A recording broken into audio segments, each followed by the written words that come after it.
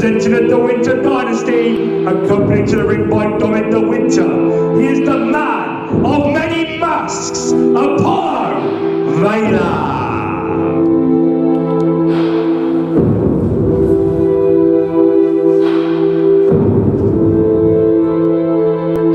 We saw these two in a triple threat match at Adrenaline for that Galaxy Championship that Danny Dingo Doherty won. But here tonight on New Blood, it's singles match 1-on-1. Well, again, like I say, Danny getting the win in a triple threat match, getting them one up on the De Winter dynasty after being kicked out of their little group, and he is on the winning run, unlike Apollo Vela. But here we have a match-up, the De Winter dynasty trying to get some payback on Danny Dingo Doherty. And introducing his opponent, he is your new CPW Galaxy Champion, Danny Dingo Doherty! And here he comes, Will, the brand new Galaxy Champion, Danny Dingo Doherty!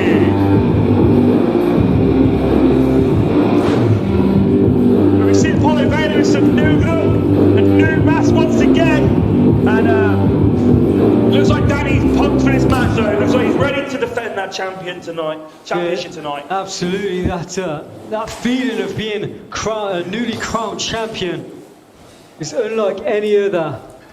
He's going to want to make a statement and prove that Adrenaline wasn't a fluke.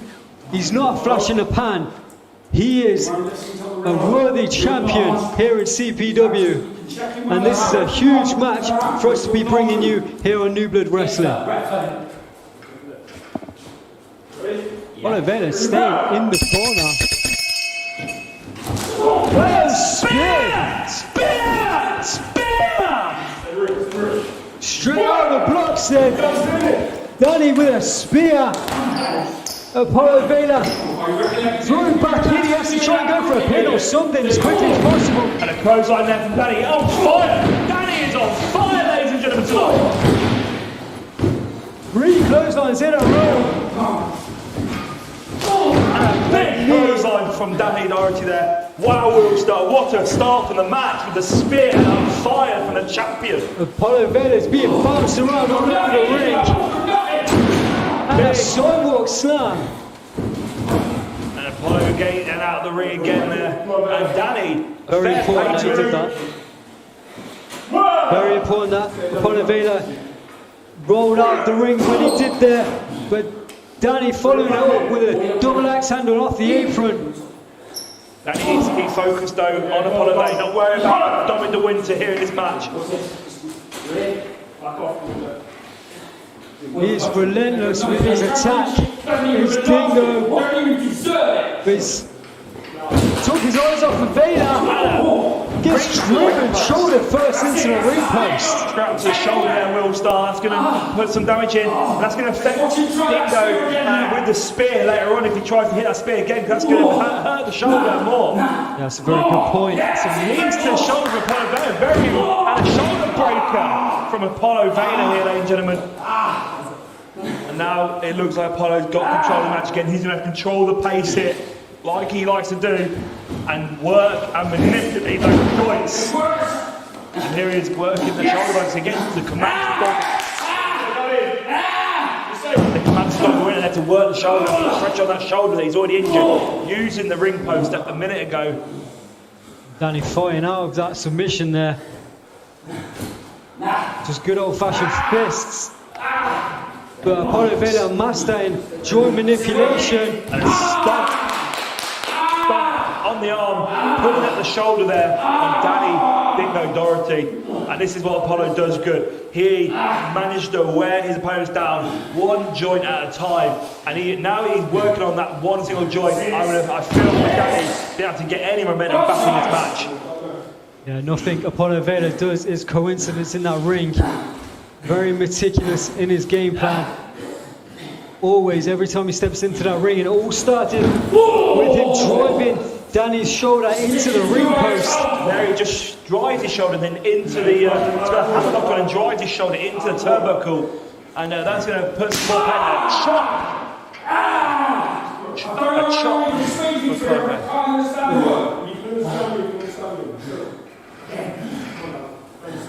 Dominic De Winter always making his presence felt at ringside. Peskin actually taking control of this match really well. Well, he's going to need to.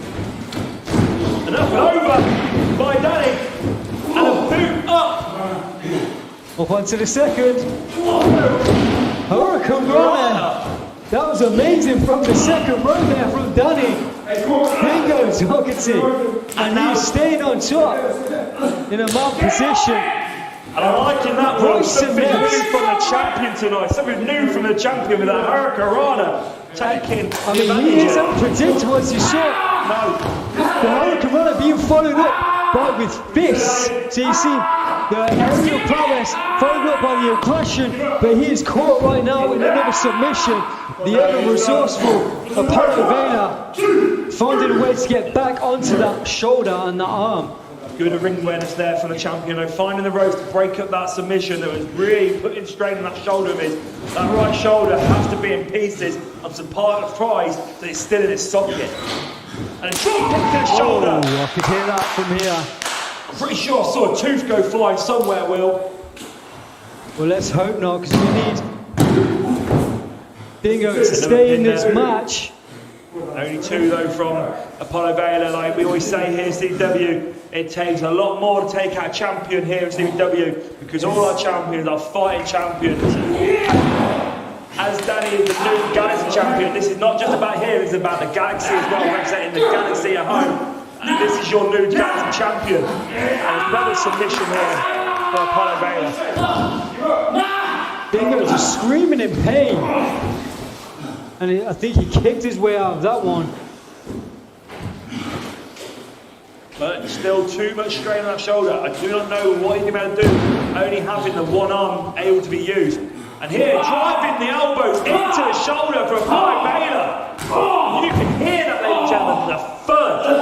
Absolutely. And that was bone on bone. Nothing pretty about those elbows.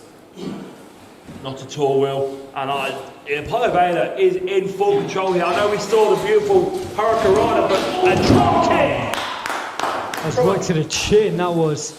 Is he going to follow this up with a pin? We have a cover. 1, 2. And again, the champion kicks out. But the winner does not know what to do there. Still, Danny is fighting back and not going down without a fight. Well, like you say, he is the new Galaxy champion. He wants to represent the Galaxy with that championship. Big win. And a clothesline out of the corner from Danny. Last ditch desperation there from Danny. Dingo Doherty, and they're both down now. Kurt Peskin doing the count. Apollo Vela seemed hurt from that clothesline. And hear that, Will. That is the speeching drum. That is the beating drum that Dory Winner does to fuel and power. And he misses a kick there from Danny. And he's up again. The tornado DDT from the second rope. But no pin. Is he going to go for it? Here he has cover. Oh, I don't think he had a good enough pin there. He just draped the arm over Apollo Vela's shoulders, not enough to get a win. Not sure if Apollo Vela kicked out there or stopped Kurt Peskin's hand from touching the apron. And it looks like Apollo Vela managed to get back on top here. Yeah, an elbow to the back of Dingo and follows up with some kicks. Palm strikes. Arm strike. Spinning back fist. And he hooks him up. And here he goes again to the cover. But a big kick out from Danny, the CPW Galaxy champion. Seems like every time I watch Apollo Vela, he invents a new move, brings it to the ring. That's what Apollo does here, Will. He's always changing. You never know what you're going to get. And that is why it's hard to go up against him in the ring. Because he's a man of many masks. He is also the man of many moves because he can swing. Going for it. They missed it. No! Reversal from Danny! Arm drag out of it. Spinebuster! That could do it. 2. No. Again, looks like Apollo stuck the arm of Kurt Piskins to the apron. Yeah. That is beautiful ring awareness there, but Danny nearly getting and the drums beat again from Tommy the Winner. Here he is. That was not a strong kick out by any Thanks means. for his feet. Dingo going for conspiracy. Nasty head shit. Spear! Is this going to be enough? Ray! And it is. Here is your winner, and still the CPW Galaxy Champion, Danny Dingo Dartini!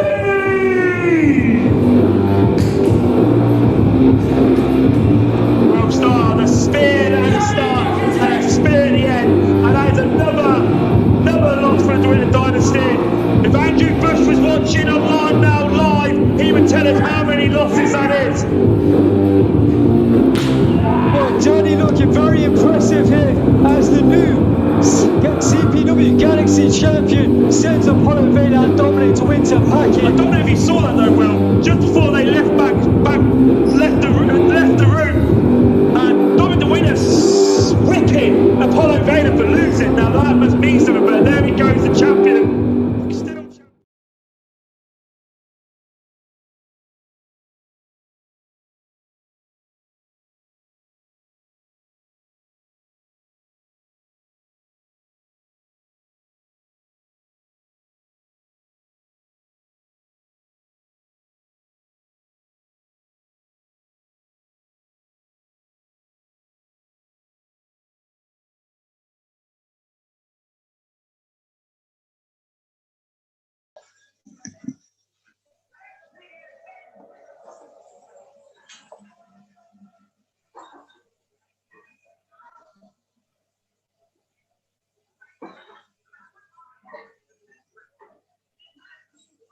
Good evening, ladies and gentlemen, and welcome back to another episode of Talking Madness. Ladies and gentlemen, once again, we are here on Sunday evening.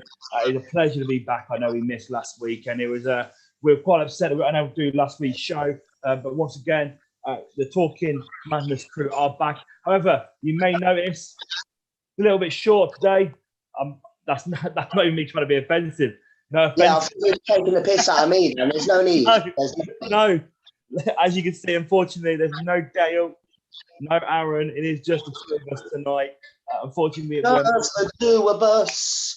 We can make it if we try. Just the two of us, you and I. That's the worst singing on this show. But no, ladies and gentlemen, unfortunately, we have mentioned in the chat a minute ago there has been some technical issues. We've had some technical issues, and it's left us, unfortunately, as a duo tonight. However, the show must go on because this is Sunday and this is Talking Madness and this is CPW. And as always, the show will go on. You guys were lucky to see there a match from New Blood Wrestling tape in episode 14. Dingo, the CPW Galaxy Champion, versus Apollo from New Blood Wrestling tape show. And what a match that was, Lee. We see Dingo picking up the win, hitting that spear. But what a match to start the show off, really. Yeah, I mean, it was a little treat for us there to get to see the match before we got to start talking crap.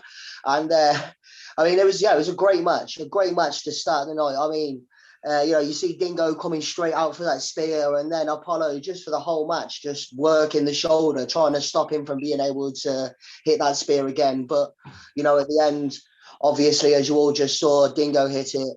And, Danny Doherty. Sorry, Danny, I know you don't like to be called Dingo anymore, but in my heart, you'll always be Dingo. But, yes, he picked up the win. And, it was a great match. Yeah, can't argue more. And obviously, the Galaxy Champion is now a champion has to defend that title on more of a regular basis and hold his own when it comes to being a champion. And you don't want to be the one losing that belt once you've got that gold around your waist. You know that, Lee. Once you've got gold, you don't want to lose that gold. As always, though, we do like to give you a free match end of the night. And we're not going to let you down, ladies and gentlemen. We're not going to do that. But we are going to be showing you a free match after the show finishes at 11 o'clock this evening. And that will be the main event from New Blood Wrestling episode 14, which features Leighton Sims versus Morris. Wow, what a match that is for you guys tonight. A main event match. And I was there at ringside. I guarantee you it does deliver. It does not disappoint, ladies and gentlemen. So make sure you hang around after Talking Madness so that we can see Leighton Sims versus Morris. Well, looking forward to watching that. I love watching matches back, and I came away from that with a few bumps and bruises, with a black eye, because love him or hate him, Morris does not piss about in that ring. He hits you and he hits you hard. So definitely going to be fun to watch. And as I've said, there's only two of us tonight. We will be joined by a special guest host at 9 o'clock.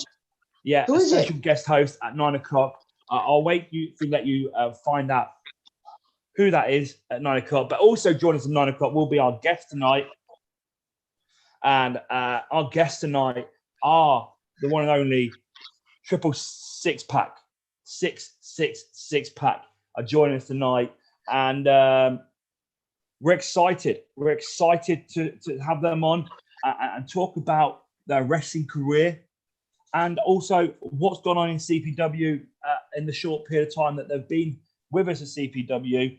And one of those things involves actually being CPW Tag Team Champions in that short period of time. So remember, if you've got any questions for the 6-6 Pack, please get them in on YouTube and we'll ask those questions today. I've been looking forward to this one for ages. I mean, I've been pushing for us to get these guys on for ages because not only are they a great tag team, and they're really good friends of it, like they're like best mates. And but honestly, backstage, like no matter what you see, like in the ring, backstage, they are two of the nicest, two of the best guys you could ever wish to meet. So yeah, and they are like myself, a bit rough and ready. So it's going to be a fun one tonight.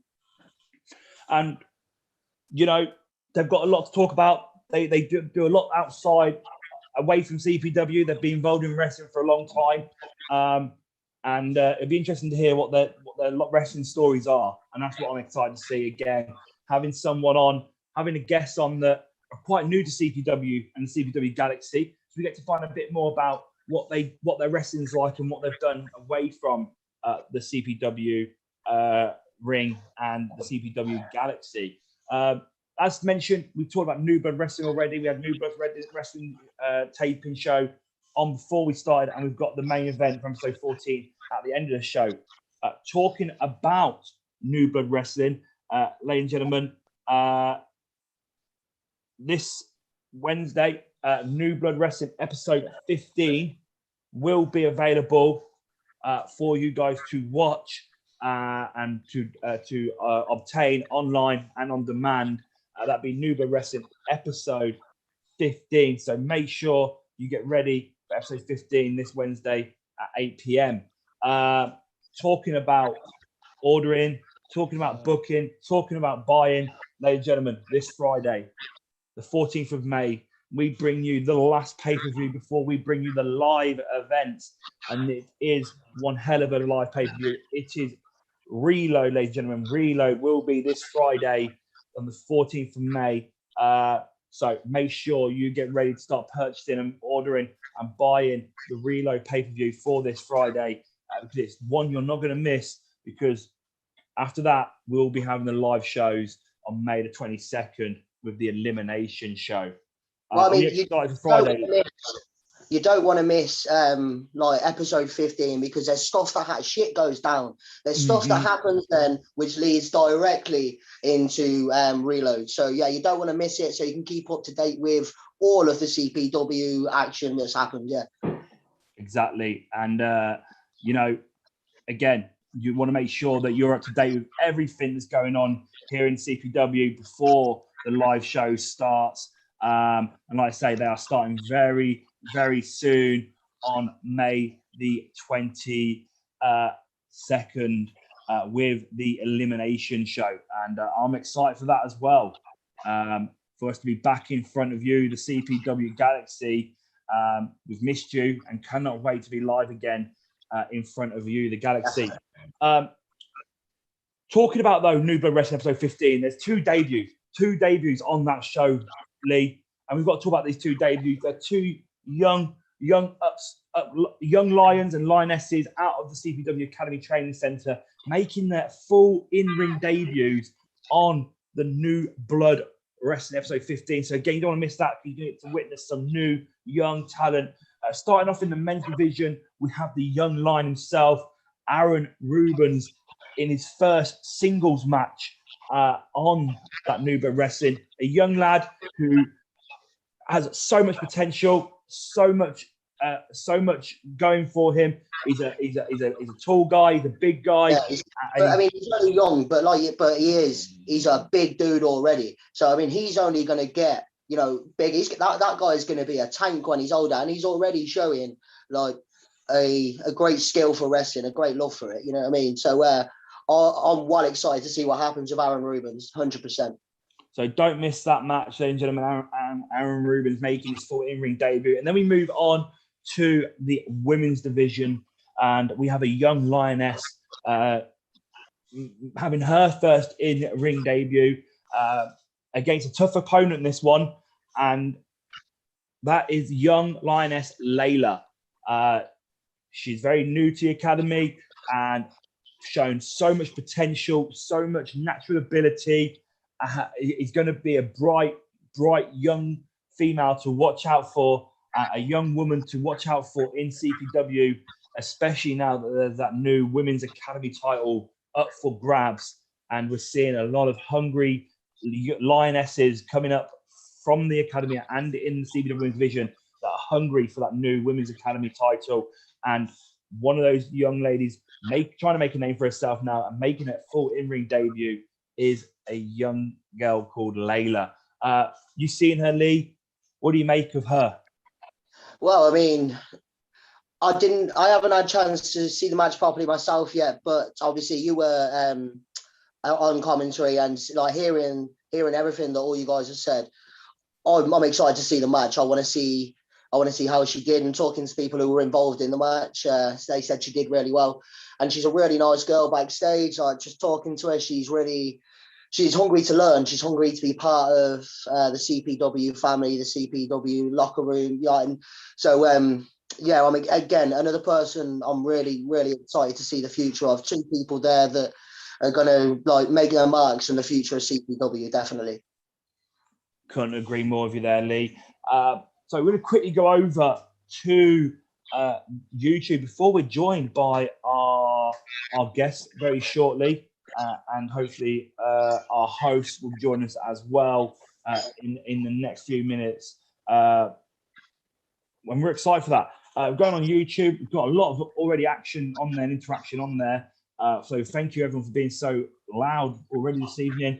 Once again, Jim and Emma are there tonight. Thank you, Jim. Thank you, Emma, for joining us.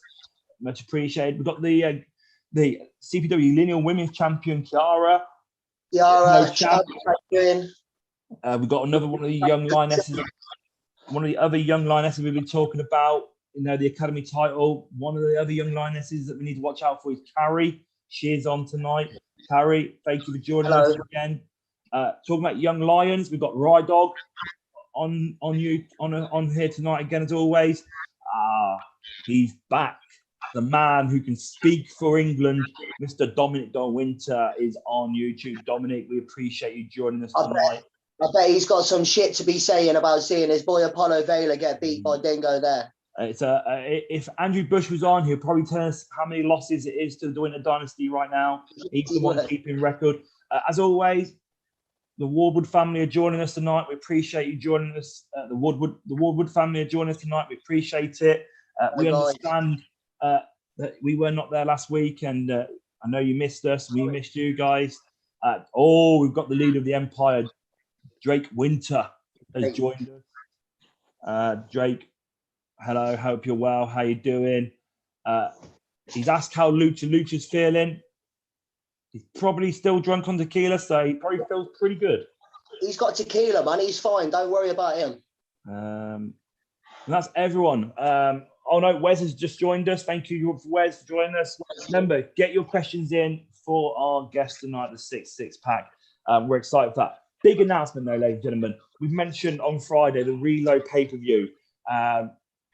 Also happening on Friday. It's something amazing for this young man. We recently had on Justin Del Rio from America, who has his own podcast in America, and we're excited to announce that one of our very own,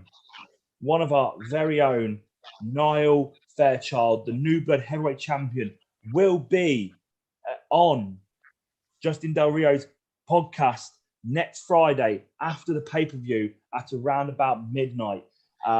So, ladies and gentlemen, amazing news. So happy for Niall to be able to be invited onto that podcast to talk about Coventry Pro Wrestling and talk about his wrestling career to a massive American audience. So, Niall, can't wait to listen to you speak. Hope you go out there and smash it, and and looking forward to listening to that podcast. It's great news, ain't it, Lee? Yes, man. Everyone watch it. There's no way in hell you're going to be tired after watching the Reload pay-per-view. You're still going to be buzzing. You're still going to be awake. So you might as well watch Niall talk about his amazing career and watch him be able to reach a wider audience. That is amazing. Yeah. Well done, Niall. Fair play to you, mate. So, ladies and gentlemen, it is 9 o'clock. And that means, as always, this time of night, we have our guest joining us. So it is my pleasure and my honor to introduce these two guys. I'm a bit scared of them. I never know what they're going to say. They are two scary blokes. I mean, it's in the name, 6 pack.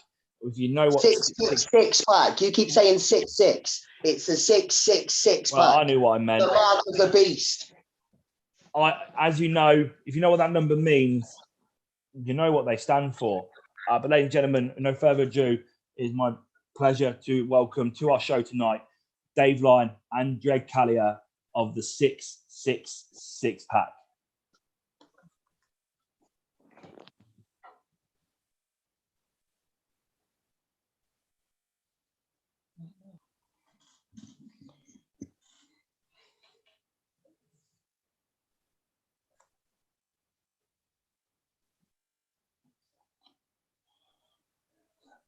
As we can see, ladies and gentlemen, we are just being joined by the 6 pack this evening. And we are looking forward to hearing from them tonight and speaking to them. Guys, how are we doing this evening? Start with you, Dave. How are you doing today? Yeah, very good, thanks, mate. Yourself? Doing all right. I think we're just waiting for Dredd to sort his sound out. And I just noticed that on my screen, it starts with me, Nathan, then Dredd and Dave, and it's like beards just getting longer.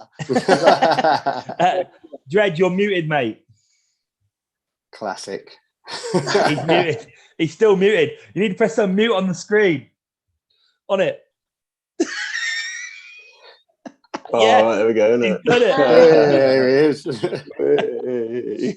Oh, how are we doing? How are we doing? Yes, lads, I'm good. How are you guys doing? How are you doing, Dave? More importantly, Yeah, I'm good, mate. You? Yeah, good, mate. Yeah. Good. I'm trying to sort out so I can see you all. I can only see Dredd at the minute. You have to change that to gallery settings. Guys, I'm just going to be doing a coaching session here on Zoom right now and talking how to sounds like it. As you can see, ladies and gentlemen, our guests have joined us. They are the 6 pack. Greg Callier and Dave Lyon. You might have been expecting Dale to be here, but unfortunately he's had technical issues and can't seem to log on today. So it is just myself and Lee. But we do have a special guest host joining us shortly to come and speak to you guys as well. Someone that I think you'd be quite happy to see when they come on because you get on well with this person. It's not Dominic De Winter because nobody's happy to see that. I'll be happy to see his suit after the other week.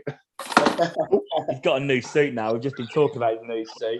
Remember, guys, if you have got any questions for the 6 pack, please get them in. We'll be asking them from YouTube, but we are going to be talking to them tonight about their wrestling careers and everything to do with wrestling from outside of CPW and moving on later on tonight to their career inside CPW. But guys, we'll start off mentioning, Lee mentioned it earlier, you two are not just a tag team, you are really close friends as well. Is that right? Yeah, man, go on, Dave. Yeah. Like we went to school together, so we've known each other for a long time. So, and even before anything about wrestling, we'd known each other. We used to hang around in the same sort of circles. So I can't imagine what's cool. All I'm imagining is just a shorter, bearded, scary-looking motherfucker. I can't see anything else. I can't imagine he's younger. Pretty much bang on, to be honest, Lee. Like pretty much bang on, mate. It's like getting surfed from the age of like 15, isn't it? With beards. Yeah. I remember partly the reason of growing a beard, that was. Yeah, you'd have been Definitely. go in the shop, lads. Go in the shop. Go on. 2020. Go on. Fuck it up. I remember once I bumped into Dave at a party, and we didn't even know each other was doing wrestling at the time. Yeah. I was training at a local place, and I think you went down somewhere in London, didn't you? Just met each other at a party. The Projo. I didn't even know. Yeah. So you good friends didn't even know you both started training. That's hilarious. Yeah. So obviously being friends beforehand and before actually starting like wrestling training or even doing wrestling training, I take it you both were into wrestling and watching wrestling as well. Yeah. Like, to be honest, I've been watching it since I was a kid. Do you know what I mean? So it's one of them things where remember when it was like the Attitude Era and it was cool to watch wrestling. Yeah. And everyone loved you if you watched wrestling. Everyone watched wrestling, and then it died, didn't it? And it was like not the cool thing to do. So there was that point where it was the cool thing, and that you could talk about it a lot with your mates and that, but then it was like, it weren't as cool. You're trying to go, oh shit, I like wrestling, man. Like, that's it. Like, what are you up to tonight? Oh, nothing, just chilling. There's a pay-per-view on, but you're not going to say that. Do you know what I mean? I remember like even like nowadays still like I book off random Mondays off work, and like they're always like, why are you always booking these Mondays off? And I'm like, I just have stuff to do on a Monday, but I'm going to be sleeping because I'm up until 4 a.m. watching a pay-per-view. Yeah, that's exactly it, man. Exactly it. I don't even know why they put them on Sundays. It's crazy. Why is it always Sundays? I know, nonsense. Yeah. You know what I mean? It's just a ridiculous time. Not even overseas, isn't it? Someone somewhere knows the answer to that, but I don't know why. Yeah. You'd think I don't know if it's because like things like big boxing events or UFC events happen on a Saturday. Or football or something. I don't know what they do. Yeah, it could be like American football or something. Yeah, that's all like on really, Saturdays and Fridays. So if you're trying to compete with those ones as well, obviously they're different fan bases, but like doing on a separate day probably benefits WWE as a business.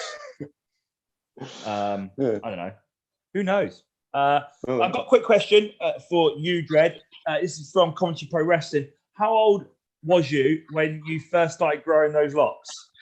I don't know. It was in school, I think, something like that. I remember. I think I've had them longer. I think I've had them longer than I haven't now. If you know what I mean. I've had them longer in my life than I haven't had them. That's crazy, now, isn't it? Well, I pretty much remember having this conversation. Thank you. You shouldn't really ask, should you? You should ask her. It's like a beard. That's like a woman. You should ask a woman's age. You should ask a bearded man their age. Yeah. Never ask a bearded man their age. Because the beard is deceitful. Yeah. When you've got a beard, you always look older. So he might look 50, but he's only 36. But he feels offended. Yeah.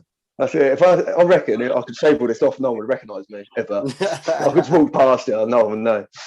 Even your family, who's this guy? How did he get in? Dave's what I imagine like a 21-year-old Gandalf would look like. Oh God! To be honest, I'll take that. So we're going to continue talking, but before I do, our other host now, our special host, has joined us, and it's an honour to do this. He's a good friend of mine. Lee likes him a little bit, I guess. I love him. But ladies and gentlemen, it is Thomas Woodward. Oh, brilliant. Hey. Lad. Thomas Ward, ladies and gentlemen, we are joined by Thomas. Look how cool he's looking, mate. He's got some shades on. Hey. That's probably more the fact that he's probably hangover, probably. But Oh, God. Commentary Pro Wrestling have told that I was correct in what I was saying about it to do with the boxing and the sports over in America. Can we just know? Can we just No know good for us, though, is it? that never happens? What? Yeah, they never say that you're right about anything. So yeah, so That's the first Is that a of me. winner, is it? The first of me. I'm happy. I take that. I'm out. See you later. I'm going home. Is there not a button you have to press and Bloom will fall behind you or anything? Here he is. Thomas Woodward, ladies and gentlemen. How are we doing, Tom? Hey, I'm here. Where is I'm gonna be on Hello, it. hello, he? mate. Hey, look at him. You How guys. we doing? So, ladies and gentlemen, Yeah. as you know, we've had some technical issues with our normal host, Dale, our friend Dal. So we have been honoured to be joined by another special host. Previously, we've had Dom the Winter, but tonight we have Thomas Woodward as our special guest host tonight. My mother will kill you if you keep on calling me Woodward. Woodward.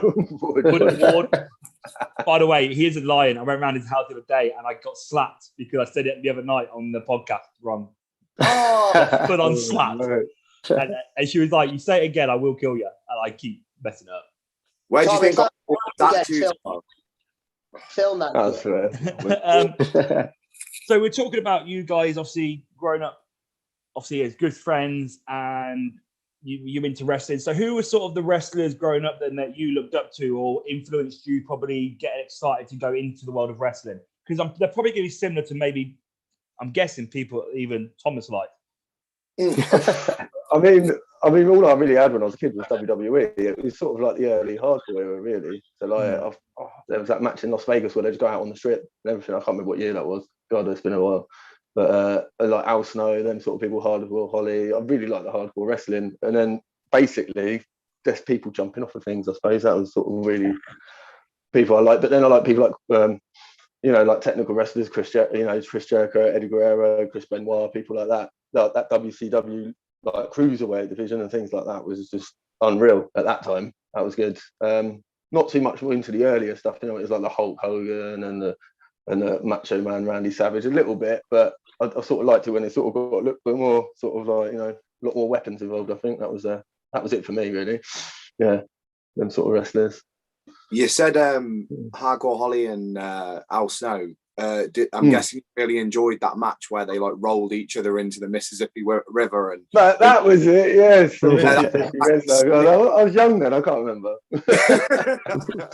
that's a sick match. That was ridiculous. Yeah, things like that, it just like changed it, really, didn't it? Really. Rolls him in the chain link fence for the pin. Yeah, that's it. It was like a little stream or something. It wasn't even anything like massive. Yeah, they booked it as the big river, and it was just not. Yeah, it was just I like think some it was back street or It whatever. weren't actually the Mississippi River because they would have Definitely wasn't. Yeah. But as long as they put it over on commentary, it's fine. It's fine. Yeah. It was just a pond Yeah. round the back. A deep puddle out the back. Lucky they're like, "Oh, lads, we've had some rain tonight. We could do the river game before we wanted to do." River spot. Right. What about you, Dave? We're Sorry, Hardcore Lee. Holly and Crash Holly as well. I loved Crash Holly with that whole super heavyweight thing when he'd come out with the weighing scales, man. I love that. He was, You should do that, Lee. That should be your. Yeah. Have to rig the scales massively, wouldn't we? That's it. You've got to do the height, haven't you? 7 foot. Just bill it with that. What about you, Dave, then? Well, yeah, for me, it was like I got into it really early, like 1994.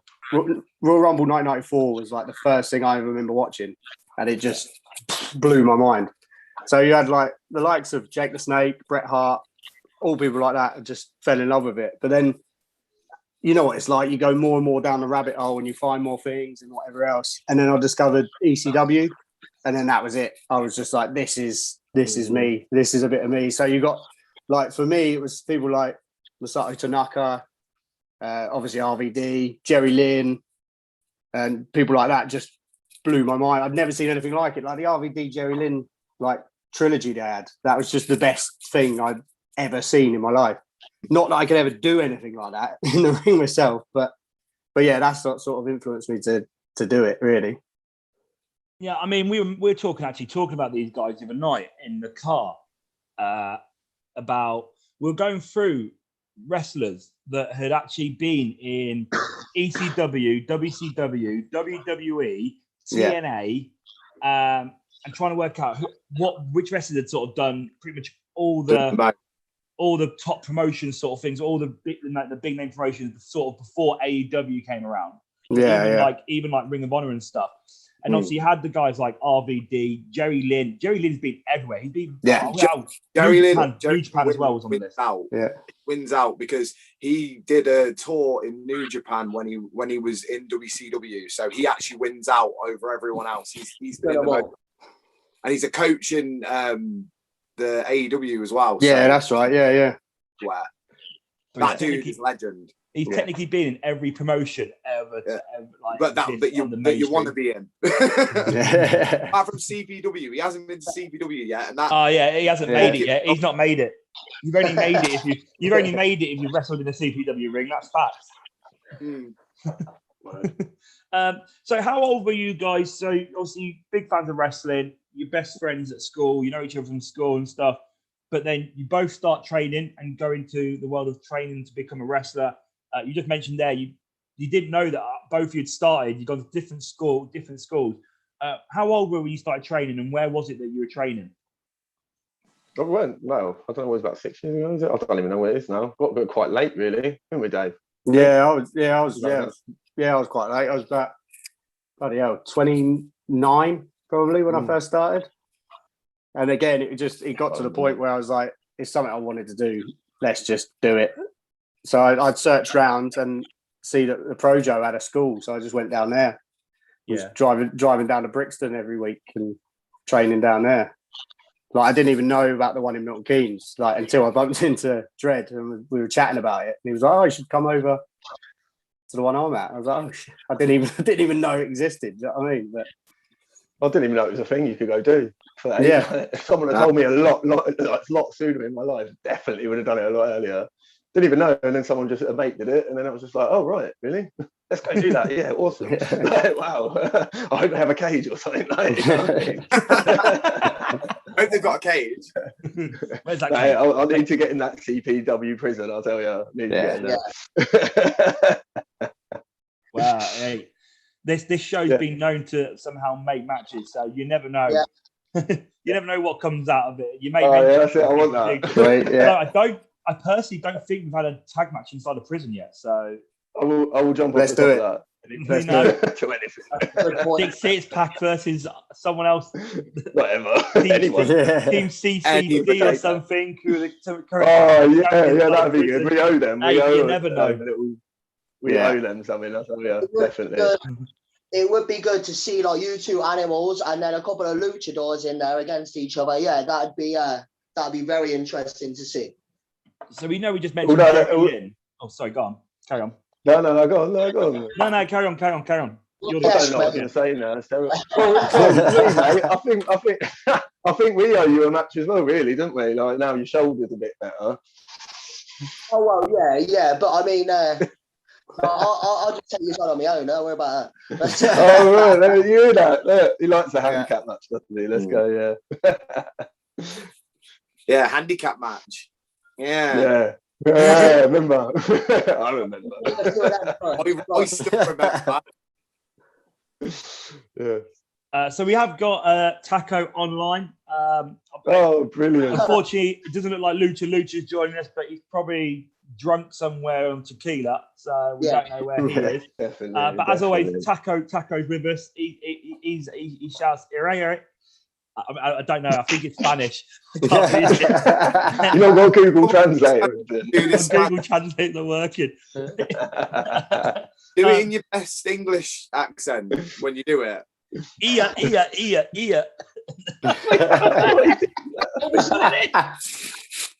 Do it like you're ordering something in like a restaurant when you're abroad. Like, do it. Can I get some of that? Yeah.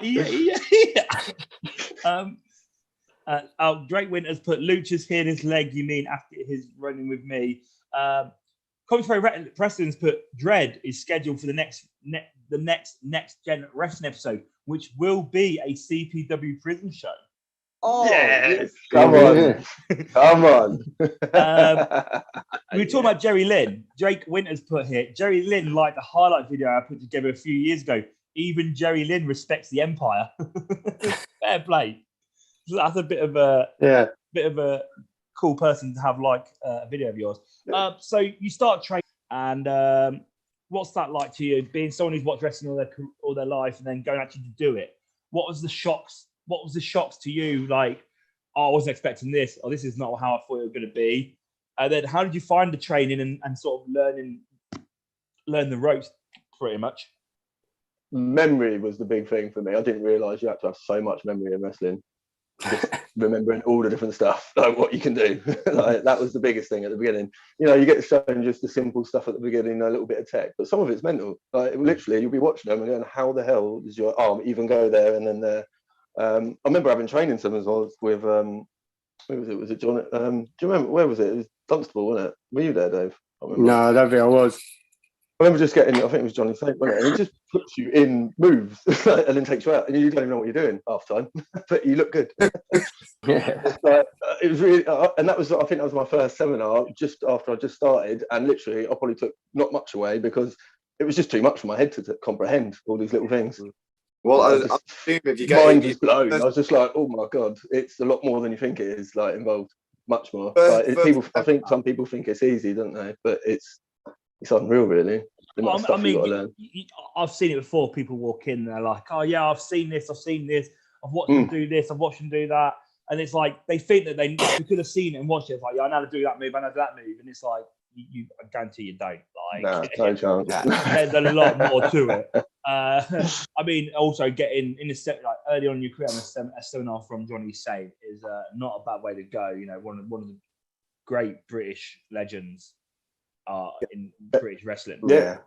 You know well, I mean, I didn't even know really. I mean, I weren't big on the British scene. So even like I knew his name, but I didn't really know. You turned up as like, who's this old bloke? I was just keen. I was just keen, and I was like, oh yeah, I want to do it. So is that there? Yeah, I'll go for it. If I'm allowed to do this seminar, fine.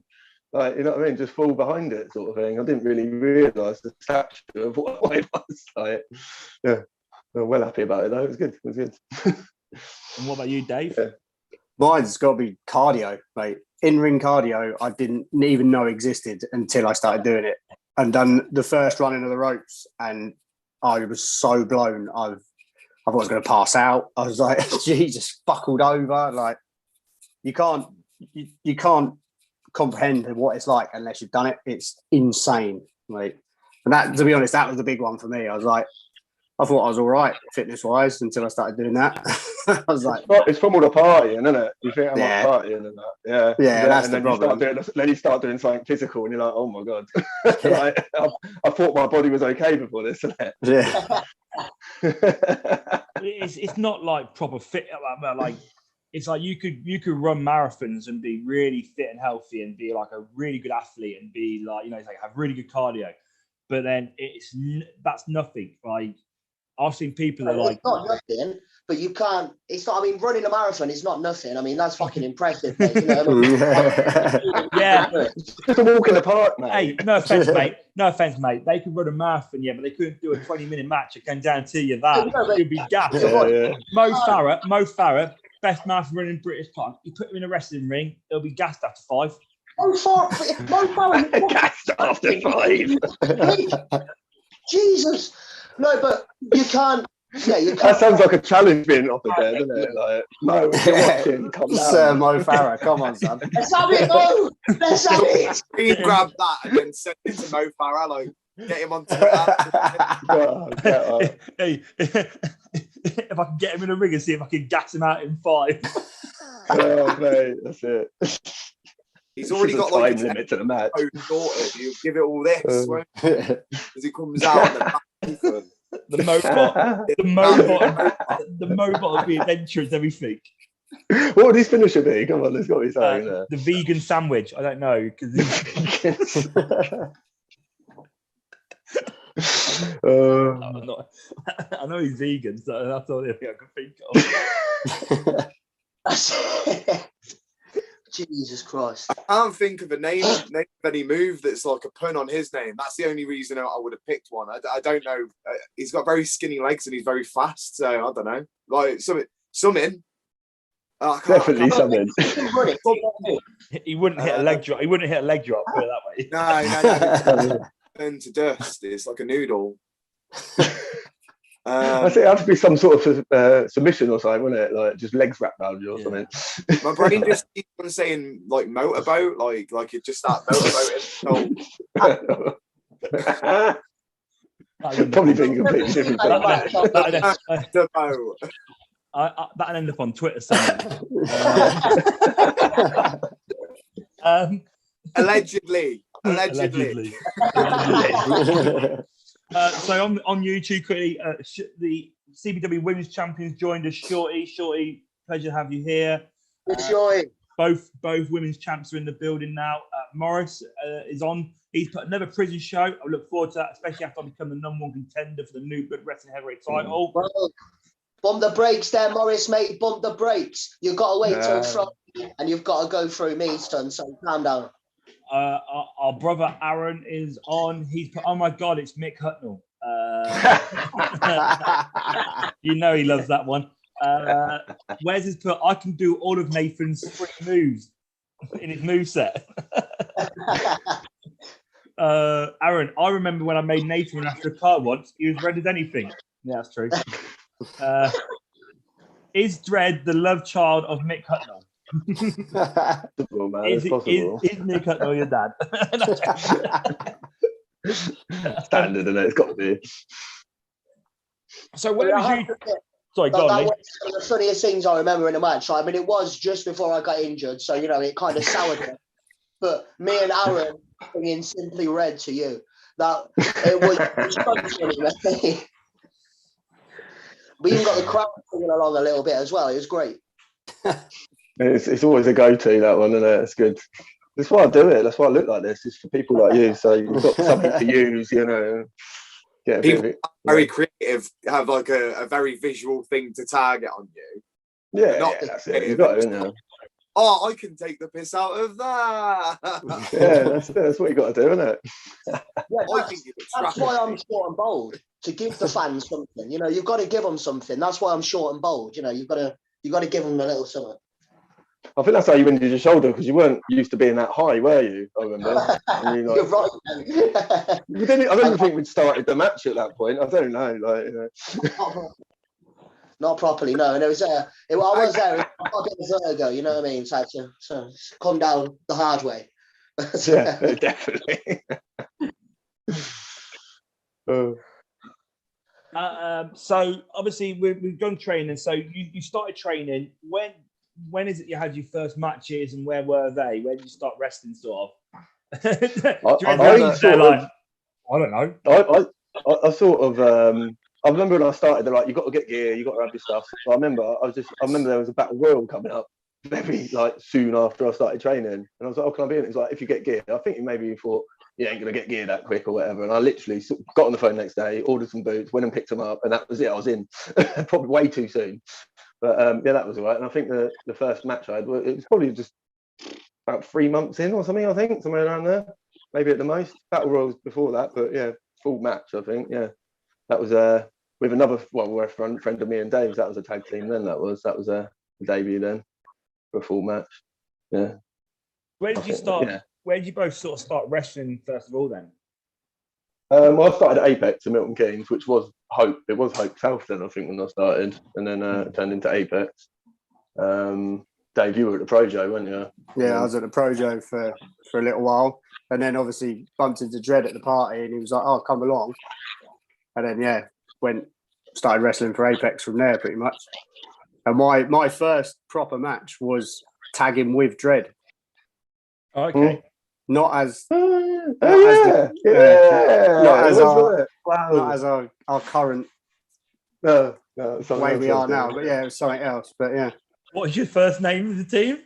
Yeah. No, not with that. I was with someone else, and that person weren't there that day. He's late, couldn't get there, and Dave was there. I was like, I just chucked him a t-shirt. I was like, "Come on, mate, we got this."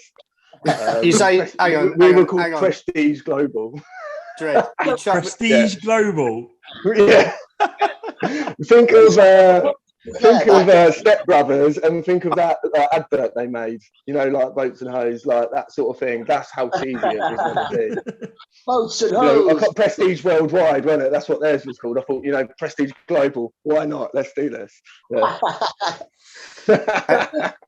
Also, Dread, you say you chuck me a t-shirt. Yeah. If that would have been there that day, would the 666 pack be a thing now? Well, I don't know. That's a good point, isn't it? Yeah, I don't know. It Not worked. really. Like, Yeah, it we worked with got me that day. it just clicked, didn't it? And then like, that was kind of yeah. And that kind of We that sort did of- definitely sowed the seeds, I reckon, where we were like, actually, this was well easy. Do you know what I mean? Like yeah, it for was, us working like, together. So yeah. We knew But what each other was thinking, which was quite good. And with similar Yeah. type of people, you know, we were from the same crowd, you know, same sort of music and stuff like that, same scene. Like, it just worked, didn't it? Really. Definitely, apart from the name Prestige Global, that didn't work at all, did it? Like, Let me bring that back. Alter ego. Alter ego. I think I've one still- day. I've still got the t-shirt knocking about somewhere. Have you? I'll probably Yeah. got one as well. I've probably got one. Oh, how big was that t-shirt, Dave? That was, Oh mate, you say chuck me a t-shirt. The thing that was the problem, I couldn't get it off. It was like extra small. I got it on. I was just walking out like that. All right, guys, how you doing? So your first But- proper match, you wrestled in a crop top. Yeah, pretty much. Yeah, pretty much. it looked good, man. Quickly, Aaron's commented here, obviously, about picking the tag team. Aaron's put the only thing that clicked with me and Lee was his shoulder. Yeah. Well, obviously, because when I tagged with Eli, we won gold, bitch. So no. There's a bit of chat on here. Wes is talking about getting more money from CPW, and it's all going off. And Kiara's made a great fact here. Everyone should spend all their money on the merchandise, the women's CPW roster. We can't agree more. You should definitely buy the merch from our Lionesses and the women's roster. That's a fact. Buy everyone's Don't buy merch. beers. Buy Just everyone's everyone's merch. Yeah. Just don't buy beers, buy merch. Whoa. So you obviously you started wrestling. Let's talk about the early career, your early stages of your career. Then, like, what are some of the memorable matches or memorable stuff that happened early on? Like, have you got any memorable matches you've had or like seminars you did? It's got to be my first well, go on, Dave. Go on. Yeah, one of my first memorable matches was a match against Dread, and for Apex, and it all went really well. Like, and then we got to the finish, and Dread done a handspring Pele kick, and I was too close, and I don't remember the rest of the match pretty much. I just literally went down like that, boom, straight in the jaw, went down, and we had to the go home was cut off the 450, and then you do like the Panama Sunrise Canadian Destroyer thing. Yeah. I just remember staring at the ceiling like, oh, we're going home. I need to get up. Like, just somehow like got to the corner, hit Dread. I was like, wait a second. Like, you're gonna have to wait. He's like, we can't. We've got to go. You've got to go. I was like, oh, just threw myself backwards. I was like, let's just do it, see what happens. Watching it back, Jesus Christ, that was a tough one. You took that like a champ, mate. I mean, I've been dazed in a match. Don't know how that happened. What about you, Jed? What's like your first memorable match you remember?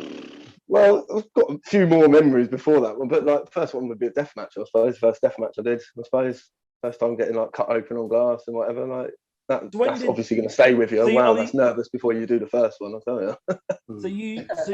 So you start off wrestling, and as majority of promotions, it would be the standard wrestling. You know, Yeah. your normal matches, your tag matches, multi-man matches, maybe some stipulations in regards to those. What, obviously, you said you like the hardcore scene on watching it on TV and stuff. When was the first decision you made? Is like, I'm going to try and get myself into a death match. I think it just happened by mistake, to be honest with you.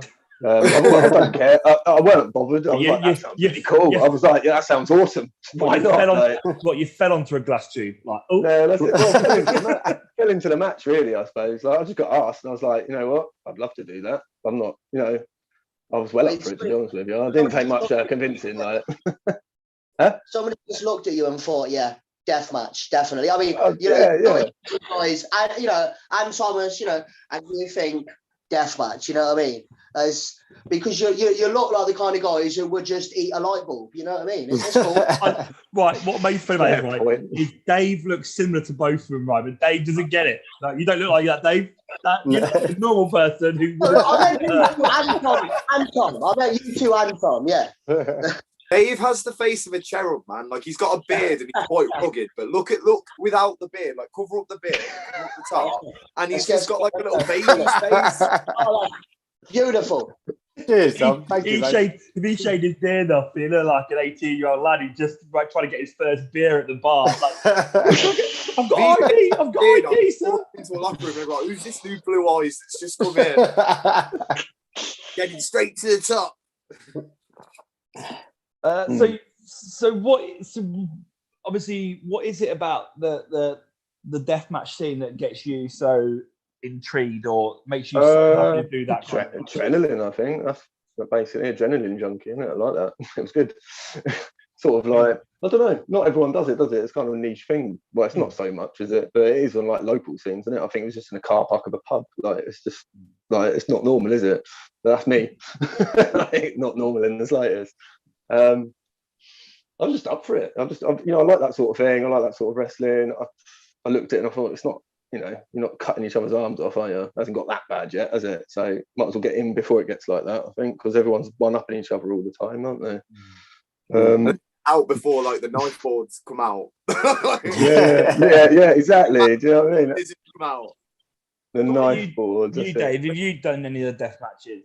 Yeah, like I've done a couple. Like it was me, Dread, and someone else done a triple threat. But I'm not as daring. I had a mask, gloves, full length t-shirt, trousers, everything. Like, you couldn't even see who I was. I was like, I ain't going anywhere near this fucking exploding shit. I'm staying right. The only thing that gave you more protection, you came out with a helmet on as well. Like, hazmat suit, mate, like that. Yeah, I'm waiting. To be fair though, you don't want to ruin your tattoos, do you? Like, that's it. That was the main thing, wasn't it? Now with COVID, I'm waiting for the first person to come out and wrestle in a hazmat suit when the live show starts. Like, if someone does that, that's like a thing that has to be done. Like, come out and like first live show, like with a crowd. That's a good gimmick, man. Hazmat suit, like, don't touch me, COVID. Like, don't touch me, get away.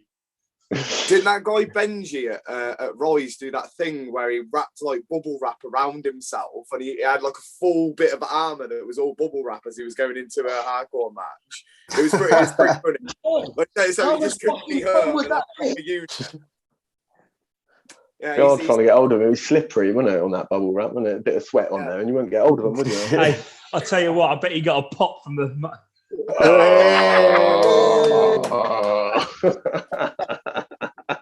I'm here all night, lad. I'm here all night. When Dave said he was left daring, there was that like deathmatch show that was in the car park, like you said, and then he did the run at the end, and he was supposed to do the was it the Tombstone pole driver, or was it a Tombstone or something? Yeah, Tombstone, yeah. And you were in your normal gear, and you were like, oh, I don't want to get any glass in my knees, so he like does it. And as he's about to drop it, he like kind of jumps to the side out of the way of all the glass, and all the thumbtacks and stuff that are on the thing. Everyone else is covered in blood, and he's like, "Oh, don't want to." That's quite funny. That's called having brain cells. Okay? Yeah. Called having brain cells. You probably lost yours from all the stuff that's been hit on your head. It's not the headshots. It's that I've got hit with a chair on the wrist. That's the worst thing that's ever happened in a death match. That ruined my life. I was just like, nice one. Like, I was expecting it in the head. Like, you know. or when you stub your thumb or something like Oh, that's the worst. the rest of the you're like, oh, I can't even do anything. I can't even. So we have been joined by our normal co-host Dale. He's on YouTube. He asked the question. Yes, I know Dale. we have talked about it. We have sort of answered this, but he's asked the question: how did you guys become a tag team fully? So we'll just go down that route again. Sorry. Well, I mean, we obviously had that, what we were talking about earlier. We had that match where who I was with tagging with didn't show up. It was a bit late, so we had to go out, and Dave was there. And, you know, that felt right. But it was a while after that, really. It was sort of like a story at Apex that was running at the shows. Dave was in a faction at the time called Fate. I think it was Fate, wasn't it? Yeah, it was Fate. And one of the members had actually left wrestling, and then it was just two of them. And then one of them was, again, he was leaving. He was going back to Australia. Okay. The guy looks like a Greek Adonis. He's like ridiculous. Yeah. He was going. So it was sort of like I think it came about sort of. I think I had a match with one of the wrestlers, CJ Carter, and this is who Fate was sort of protecting, going around, sort of part of his thing. And then they all jumped me afterwards. And then sort of Dave, you know, because we're mates and that, it was a bit, it's a bit hard to be warring with each other so much, I think. And then the big guy from Australia, he challenged me to a match, and he said he was massive, and he said you can choose anyone else to team up with you. And then me and sort of Dave got in cahoots there, didn't we? We had that match. You came out with a mask on, so he didn't know it was his Fate member, from the faction. And then we eventually beat him, and then that was it. Big unmasked from Dave, that was it. And then that sort of started the 666 pack there, really, didn't it? Massive, like properly, I'd say. That was sort of that was it from there, pretty much, wasn't it? Yeah. It's a great name. It's a great name, but who came up with the name? I don't even know. It's a band called Iron Monkey from Nottingham. One of their songs is called 666 Pack. And I was listening to Iron Monkey and the song come on, and I messaged Dredd. I was like, "That's the name. There you go." I'm glad we know the origin, because I didn't have a clue. I can't remember. I mean, I listen to probably similar music to you guys, but I don't know a lot of the niche bands and stuff. And you mentioned them, and Tommy straight away is like, yeah, I know who they are. I was saying, of his neck tattoo, it's sick. It's that. I don't know. Can you see it? Yeah, that's that. They're like logo-y thing. Yeah, that's their logo. Yeah. But they're one of my favourite bands, and it just literally listening to the album and that come up, I was like, that's the name. Message Dredd. I'm like, yeah, sweet, that's it, sorted, we're done. What's it called? Sorry. Iron Monkey. Iron Monkey. So everybody on Spotify, Iron Monkey. That's how I do not recommend that. They are quite abrasive. Yeah. Nah, let them find out. Let them find out. That's you know what? That ain't like dipping your toes in. It's a bad thing when the most reckless person, Tom, is the person who has no boundaries is Tom. And he's the one that's advising people not to listen to something because it's too far, it's too much. No, it's because I genuinely want people to listen to that kind of music if they feel like they could go to it. But if you jump in like with Converge or like Iron Monkey or something like that, you're never going to get into it because it just hits you and you're like, never again. Yeah. We're doing, as you mentioned music here, and I mentioned that I listen to similar music to you guys. Aaron and Dal have liked to mention that I listen to Spice Girls and Britney Spears, and you fucking do. And there's nothing wrong with that. There's nothing wrong with that. There's nothing wrong with a bit of. You own that. I own it, mate. We know I own it. Yeah, that's it. Yeah. I've also owned Westlife. Don't you worry about it. Yeah, that's it. I could just see you now with the top down in the car, that like wind in your hair. Tom hates getting in my car sometimes because I have a playlist. It's the most random thing ever.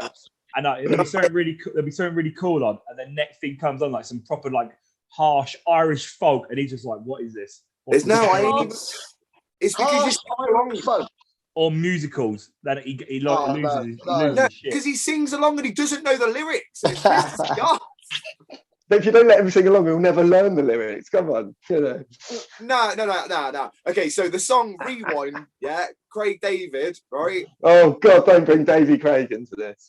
He thought that the lyrics to that song were 3E1 when the crowd says both. The song is Rewind. The song is called Rewind.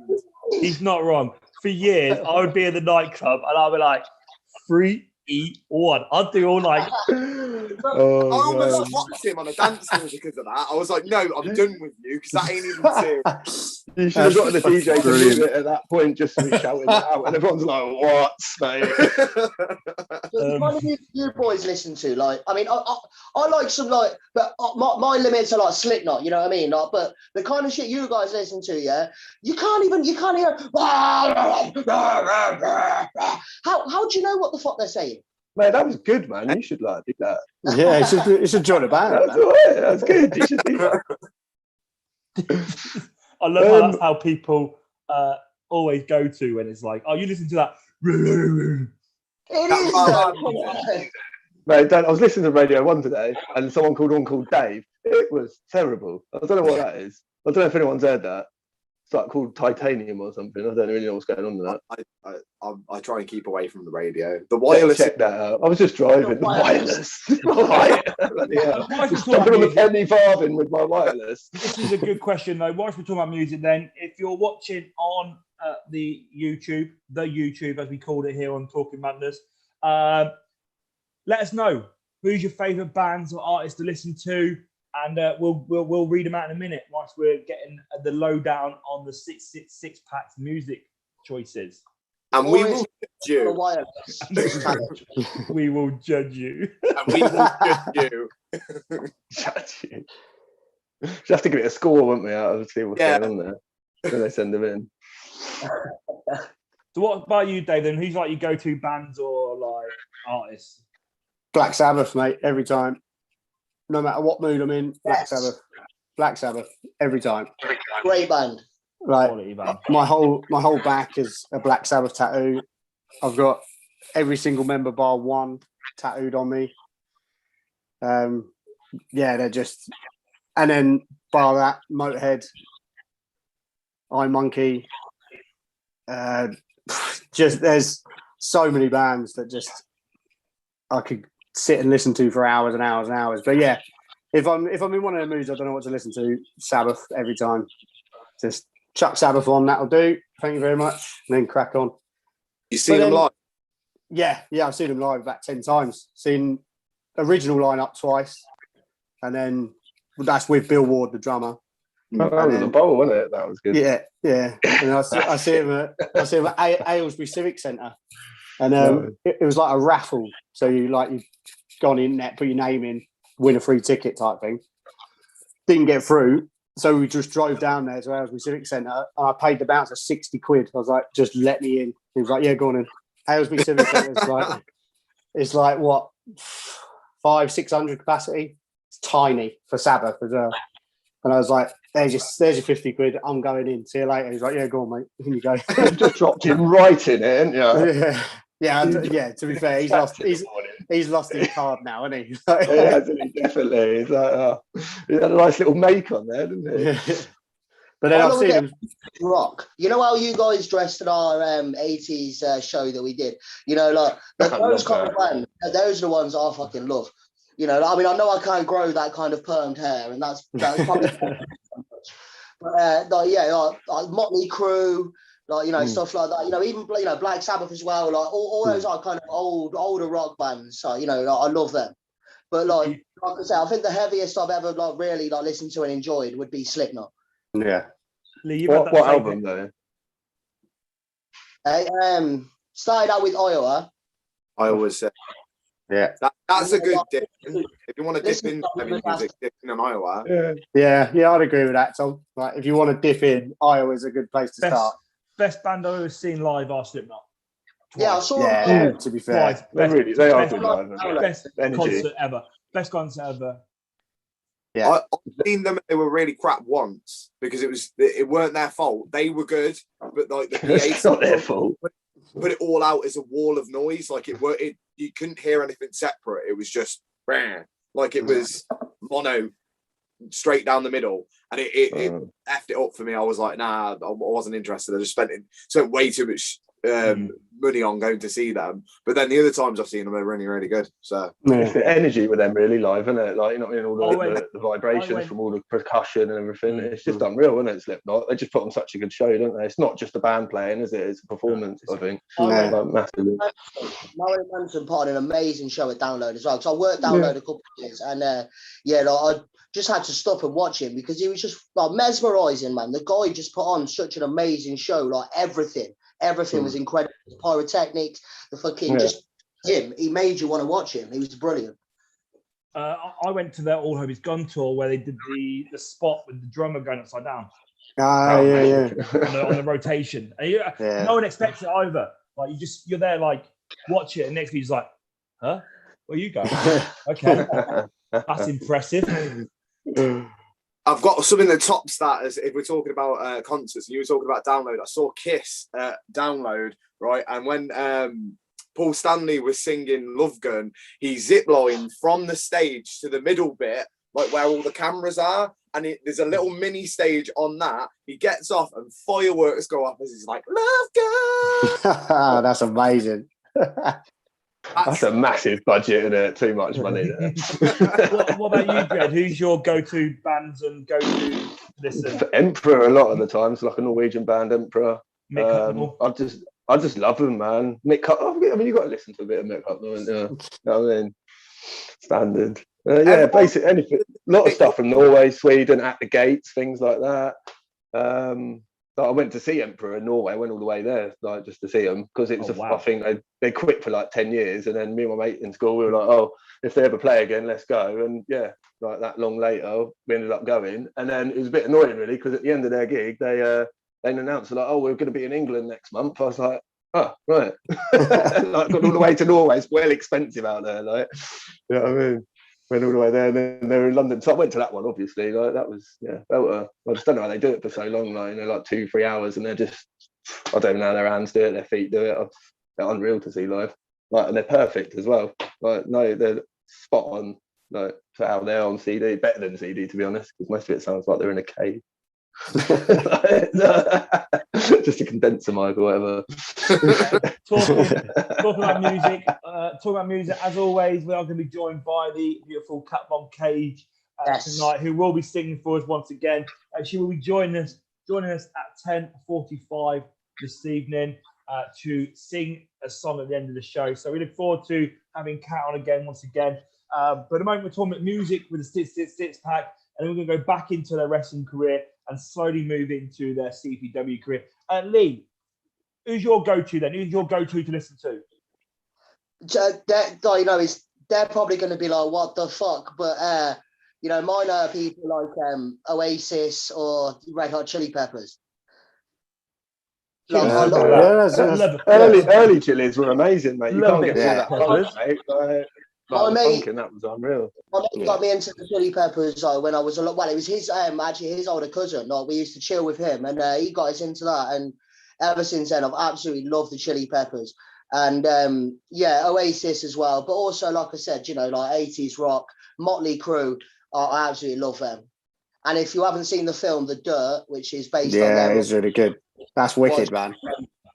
Yeah, that's so good. Have you read the book as well? Yeah. And there's a series coming out with the geezer who played the Winter Soldier.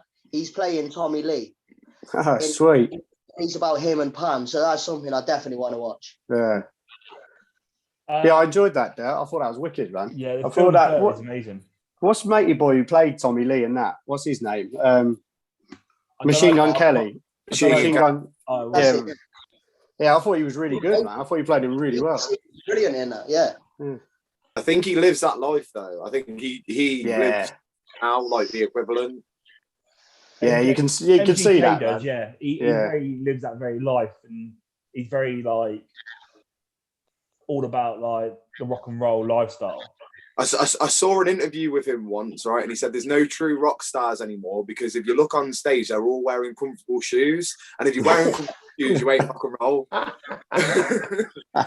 that is hilarious. It makes sense. You've got to have like either big platforms with spikes coming out of them, or you've got little pointy ones that just crush your feet into oblivion. If you really want to go in, you've got to have like be just walking barefoot on gravel, really, haven't you? That's the way, isn't it?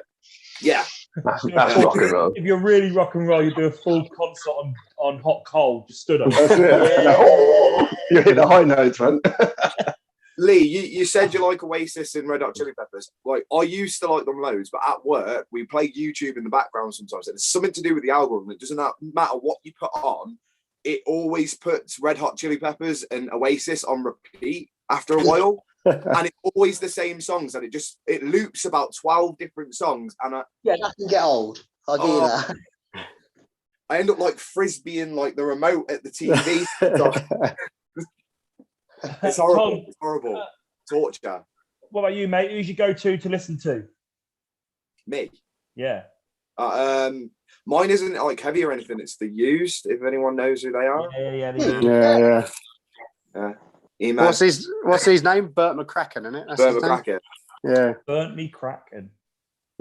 Burt McCracken. Yeah, he used to go out with the Osborne. Yeah, that's right. Yeah. His brother's called Phil. Oh, the dad jokes are alive today. So let's have a look over on YouTube. We've had people ask us what they like to listen to, who their go-tos are. And then we're talking about some gigs on here. Then you just go right back to the start. It's been a lot of it. Dale, I'm an Oasis fan all day long. Aaron, anything past 1999, I'm out. Richard Wardwood, Five Finger Death Punch and Lamb of God, two good bands, great bands. Oddballs on, trying to explain metal to Lee is like explaining the internet to my granddad. Motorhead. I have been told that I look like the lead singer from Five Finger Death Punch, but I don't actually know what a geezer looks like, so I'm guessing he's bold, mate. Yeah. That's it. You're just hoping it's a compliment, isn't you? Oddballs put Motorhead and Sabbath for life. Nativity in Black, Amon. Aaron's put Amon, Amarth, and Heilung. I'm on a Getting us some Viking metal bands. Bit cheesy for me, that. Geezer Butler is a god. Leela. There you go. Wham. That's Geezer Butler right there. Geezer Butler. George Michael. You're like, what is it, Planning Hollywood, aren't you, Dave? Here's a good one. Kiara, the CPW lineal women's champion. Kiara put Black Veil Brides. Yeah, I like some of their songs. I like Andy Black's solo stuff a bit better though. Aaron's put my favourite live gig was Steel Panther. A little bit of Steel Panther. Oddballs put Corey Taylor's clean vocals are way underrated. Agreed. Yes.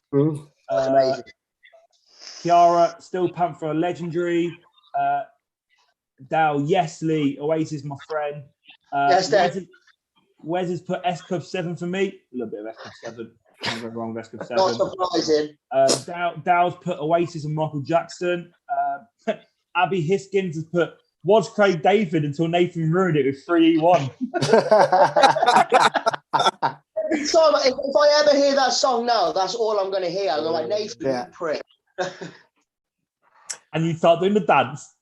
It's on his car playlist as well, so it comes on when we're on the drives home. Horrible. I also worked out, right, you know EC3 from TNA, who came into WWE, yeah? He could use that song for his entrance, right, and just change the lyrics, right? And so rather than it being rewind, you were about to say 3, 2. It was. It would be EC3, and then you can mention after that what his finisher was, which is the 1%er. So I worked out if I could rewrite his theme song, it would be EC3, hit you with the 1%er. Mate, I'd make millions off that if he did that as an entrance. Well, not now. You've just said He that. doesn't make millions, so how are you making millions off doing his I know. theme song? Downloads on Think about it, they downloads don't get paid that much. downloads on Spotify. Morris has put has to be Skillet for me. Love Skillet. Always like listening to a bit of Skillet. That's his Oddball- entrance music, isn't it? Yeah, it's his entrance music. Oddball's put Planet Limewood. Faith No More, my top live band. Then Metallica, Oasis, way up there for a live show. Big up the Jungle is Massive. Jungle is massive. Jungle is Massive. Brilliant. But no, so we're going to get back into the world of wrestling. Always makes me think of the Ali G movie, mate. When they're going down in the car. Fucking Oh, love wait. that thing. Oh wait, Jungle is Massive, right? Nathan also got that wrong. He used to say Jungle is Massive. Like, jungles are massive, but it's Jungle is Massive. I was stating geography facts, all right? Leave me alone. Geography facts come first, yeah? One of my good friends is a geography teacher. You can't get your geography facts wrong. So jungle. Wicked. Jungle is massive, children. Wicked. Jungle. Shit. Hey, if that was your geography teacher, though, you would listen more in school. Probably would have listened more. You know what I mean? Definitely. If your geography teacher comes out and started doing raps and stuff, you'd be like, I'm in. What am I writing? I had a substitute English teacher once. He just gave me a tape, and I was like, listen to that. I was like, all right. And it was Tool. Tool was on there. So that was the first time I listened to him, I think. I was like, yeah, didn't even know what was on it. I was like, oh, sound. Like that's a cassette, like the little, remember them. He knew you were just going to muck Sound about. He knew you were just going to muck about in that lesson. I was like, I'm just going to make him listen to music. Standard, It'll shut him up for an hour. That was like the grade of English. Like you didn't have to do any work. You just sat there most of the time. Wes has put the specials all day long. Special. Yeah. Can't go wrong with a special. So we're going to go back into the world of wrestling. So one thing, obviously, that you guys do, I don't know if I think both of you are involved in it, but mainly you, Dread, I believe, is you now run Apex. Am I right? Yeah. Now I've got a business partner. Kyle, his name is. Like me and him, we purchased it I don't even know how many years ago it was now, 3 or 4. I don't even know. So how did that come about? By accident. That's how most of my things happen, right? Definitely by accident. Well, the person was just looking to sell, and I was like, I think I had a little like canal cruiser boat, and I just sold that, so I had a little bit of money. And it's just another expensive hobby, I suppose, a different hobby, I suppose. Well, why not, innit? Why not buy a wrestling ring? Like, it makes sense, doesn't it? Obviously, so it was a bit of an accident, really. And who I bought it with, Carl, I didn't really know him that well, but he's got a lot of experience in wrestling, much more than me. And I'm all right on computers, Facebook selling and stuff when I used to run my own businesses and things like that. So I sort of took that on, and he took sort of like the training aspect on, that sort of running that sort of side of it. It's all right. I don't regret doing it. It was just a good deal at the time, and I thought, and people weren't too happy at that time, and I thought, well, if I take it on, maybe make it a bit better for everyone, or something, make people a bit happier. So definitely wasn't a monetary gain thing. It was more of like an enjoyment out of it. Everyone's got a thing at shows that no one's allowed to touch the chairs. What I set out, because I think people don't do them neat enough, and everyone just jokes now. They'll grab the chair and move it a little bit, and I'm like, oh. So I think he's got to look nice, isn't it? Like, yeah. I remember that chair complex. Like, can I help you with the chairs? No, leave them. Do not touch my chairs. Got a question here from Commentary Pro Wrestling regarding obviously you running, helping run Apex Wrestling. What advice would they give to those starting out in the business? This is about wrestling. Sorry, was it? I read that wrong earlier. I thought it was with running the promotion. Completely read that question wrong earlier, and that's why I've been holding off on that question. Definitely did really right. So both of you, what advice would you give to those starting out in the business? So this is those who wanted to start in wrestling. Do you want to go first, Dave? Yeah, go ahead. Just find yourself a school. Like, obviously, I know you guys at CPW have got an amazing facility. Get in touch with you guys and just do it, man. Just don't hold back. Like, I wish I'd have done it when I was 14, 15, 16. Do you know what I mean? I wish I'd have done it that early. Just go and do it. Like, everyone's so sound. Like, yes, it's going to be slightly intimidating because you don't know what's going on and what's happening, but everyone will make you feel so welcome that'll go in a minute. Do you know what I mean? And then you just got to enjoy it. Just go and do it and enjoy it and experience it. That's my biggest thing, to be honest, man. Yeah, I mean, I've got a couple of things. Definitely, do like echo what Dave said. Go and do it. Don't just think, oh, maybe not. Push yourself. If you want to do it, because that's the only way you are going to do that. Second thing, I'd say talk to everyone. Everyone's got something to teach you. You can learn off everyone's situation, whether they've been doing it longer, shorter, even if they do a different style. You can always learn off every single person in that locker room. You can learn off. So always listen, be respectful. That's definitely a big thing, I think, being respectful and speaking, actually talking about things. And third thing, I'd say, after you've had a match, always ask people how was it if they've been watching it. Ask for feedback. And to be honest with you, if you keep asking people and they say, oh, you were great, you don't really need that one. You need to go speak to the people who are going to tell you the little things that you can tweak, actually give you information to learn from, I think. And I think that's a big point. There's too many people going, oh, it's great. Did they watch it? I don't know. But someone who can actually go through each bit that you did in there and give you feedback from that, I think they're the ones that you really want to be asking every time and hoping that they're watching your matches, I think. I think that is one thing, and the honesty, like, I get the privilege nowadays to watch quite a few matches and watch people's matches and stuff. And I'm the first person to go backstage and sort of give the feedback, the pros and cons. Because, like you say, if any of us were perfect, would be in WWE, would be making the big leagues right now, or and and even in the big leagues, you're never going to be perfect. You're always able to learn in this business, and you're always developing in this business. So I always think going through the positives and the things that you not I wouldn't say negatives, but like the things that you see, like, oh, you did this slightly wrong, or you can work on this, or have you thought about trying this differently? And like, they're the people that help you progress and help you push forward. Because, like I say, you could be in that match and your opponent could be in that match, and you could both be like, oh, I love that match. It was really good. It was amazing. You go backstage, everyone's like, oh, that was really good, well done. But it's like, okay, so I don't change anything now. Like, I do the same thing every time. Whereas there's always something to learn from, isn't there, in every match? That's the thing, isn't it? There's always something that you can do better, or a different way of doing it. And I think you can't see that when you're doing it. You need to be told, don't you? I think. Like me and Dave, we're very critical of each other, aren't we? If we see something that you do good or not, we do converse about it, and we do try and help each other out in that respect. Try and make sense of what we're doing. One thing I'd add as well is when you start getting onto matches and stuff, try it, like, if it's not being filmed, try and get someone to film it so you can watch it back. Like, always watch your stuff back, man, because you'll notice you're your own worst critic as well. So you'll go, oh, I should have done this, should have done that. So then the next time you go in, you'll have it in your brain. Oh, I done that last time, but I wanted to change it to this. And just you slowly working through it all, man.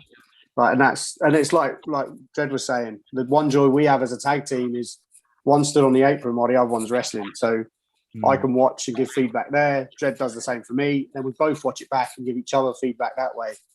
That really honesty in it, massive amount of honesty there, isn't it? And like I say, you can't see those things when you're doing it there and then. Like, you can't see those things. You can't feel it either, because, like, obviously you can feel certain things when some things are off. You can feel it. And then you can be like, oh, I think that was slightly wrong. But you don't notice it until you watch it or someone tells you. And like I say, we do have a great facilities. And one thing we have is the Superstars Project. For people to come and experience the being a wrestler, a 12-week course where you finish with a match, and you get a taste of what wrestling's like, and then you can either just live the dream, or you can continue then going into the training facilities and actually training full time, and becoming part of the roster. And you've been in CPW quite for a short period of time, but you've seen people come from that project. Also, you've seen like the academy. We've wrestled people who were not wrestling. We've seen people at the shows who were, some of your trainees, and then when we're back, they're wrestling, and we've had the pleasure of wrestling some as well, and it's brilliant. I think you've got actually a really good setup there. Instill a lot of confidence in your trainees as well to go out there and do that. Yeah. So one thing I want to talk about, you start running your own, start running the Apex company and stuff. What was that? What was different about that than going from actually just being a wrestler and then going into the promotion side of things? Wow. Well, learning curve massively. I've been not being in the indie scene or anything like that, and and owning a company not that long after you sort of started, really, I suppose. Lot to learn. It's hard, especially if you've got a match that day as well. If you're a match on that show, you've got 20 people coming in to talk to you regularly on that day. You're trying to organise a show. I'm quite hands-on as well. I like to do the music. Funny enough, I like to sit there. I like to try and get involved as much stuff on the day as possible. And then you're trying to do a match as well. Again, it's a good thing I'm in a tag team. I'm with Dave, and Dave takes a lot of responsibility away from that day. And I've always been quite thankful of that. That he's sharp for wrestling. Memory's good, everything. And to be honest, without you, I don't think I'd be actually wrestling days I'm running shows. I don't think. Cheers, mate. So it's definitely a lot hard. It's hard work, mate. It's a long day. Trying to organise so many people in one place for a few hours as well. It's ridiculous. You know what I mean? It ain't like most jobs. Even if you work in a cafe, like Costa, for instance, you've got a few staff members and it's shift patterns. This is all just at one time. Everything's happening right then in them 3 hours. It's crazy. It's a lot, and then it's a lot harder, I think, than people give it credit for. I think, and I think a lot of people think there's a lot more money in it than there is as well. There's a lot of hard work, and I think it's most promoters do it for the love of wrestling rather than the money, because you can earn a lot more better on some jobs, really, can't you? If you knuckle down like you would do, but it's enjoyment. That's why you get these pop-up promotions, or I call them. Someone brings up a promotion thinking, I can make some money, or it's got this, that, and the other, and they don't last. They disappear after a while because they don't understand how much work goes into. The promotions that last time and stuff and keep going with a good fan base are the ones where the promoter is more, dedicated, does it for the love of wrestling, not anything else. For example, we have to give massive props to Mr. Richards. And definitely. Definitely. We are the only promotion in the UK that's continued through everything that's been going on, and providing something for our fans non-stop. And that's not to do anything with money. That is because he has a love for the wrestling, but has love for the fans, and knows that without fans, you don't have a product, and therefore, they're the most important people to please are those fans. And he's kept going and made this happen for the fans to have something in such hard times. Yeah, I think it's amazing what TPW done, like Mr. Richards has done, keeping them occupied during this time as well, because people are stuck at home during lockdown and things. It's something positive, isn't it? Missing going out to these shows, and to be honest, you've given them a good product as well. That's the thing. You're actually giving them something that they want, and it's amazing how you've. I don't even know how you've managed to do it. Well, I said this to Mr. Richards, but I saw him in person. I think it's amazing how you've actually managed to pull all this off, like the whole on-demand service, like pay-per-views, things like that. It's crazy because there's no one doing it, is there? Apart from WWE, AEW, Impact. It's crazy. And even like the top promotions like Progress and stuff weren't doing it until they got it done through WWE. These are the ones that people go around saying, the top UK promotions. This is where the pinnacle is in British wrestling. Well, if it's the pinnacle of British wrestling, why are you not giving the fans a service when you're meant to be the ones that are at the top of the business? That's why. I suppose we're on the WWE network as well, aren't they, and things like that. So the exposure they've got is ridiculous. But it's unreal the funds that come in from that, I suppose, isn't it? And makes everything a little bit easier. That I suppose for them, doesn't it, to run it? I suppose it was who was going to hit first come out, wasn't it? You guys carried on. It's brilliant. And then it's sort of now everyone else is sort of, do we do some on-demand stuff? Do we not? Yeah, shall we do stuff? Even with me, I had a kid last year, so I sort of just knuckled down with that and went to work, worked more. And then it took sort of a back seat, really. So I was like, I don't know we don't have an on-demand service. We never have.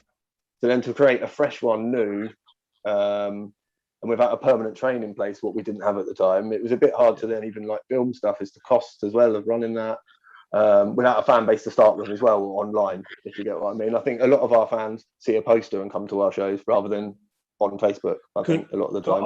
I've seen that. That's something you've recently announced. I know me and you have been speaking. Something you've recently announced is that you've got your own facility now to start your own training school and have a regular training place. Which, like you say, that's just going to benefit you as a company, bringing new people in and out and your homegrown talent.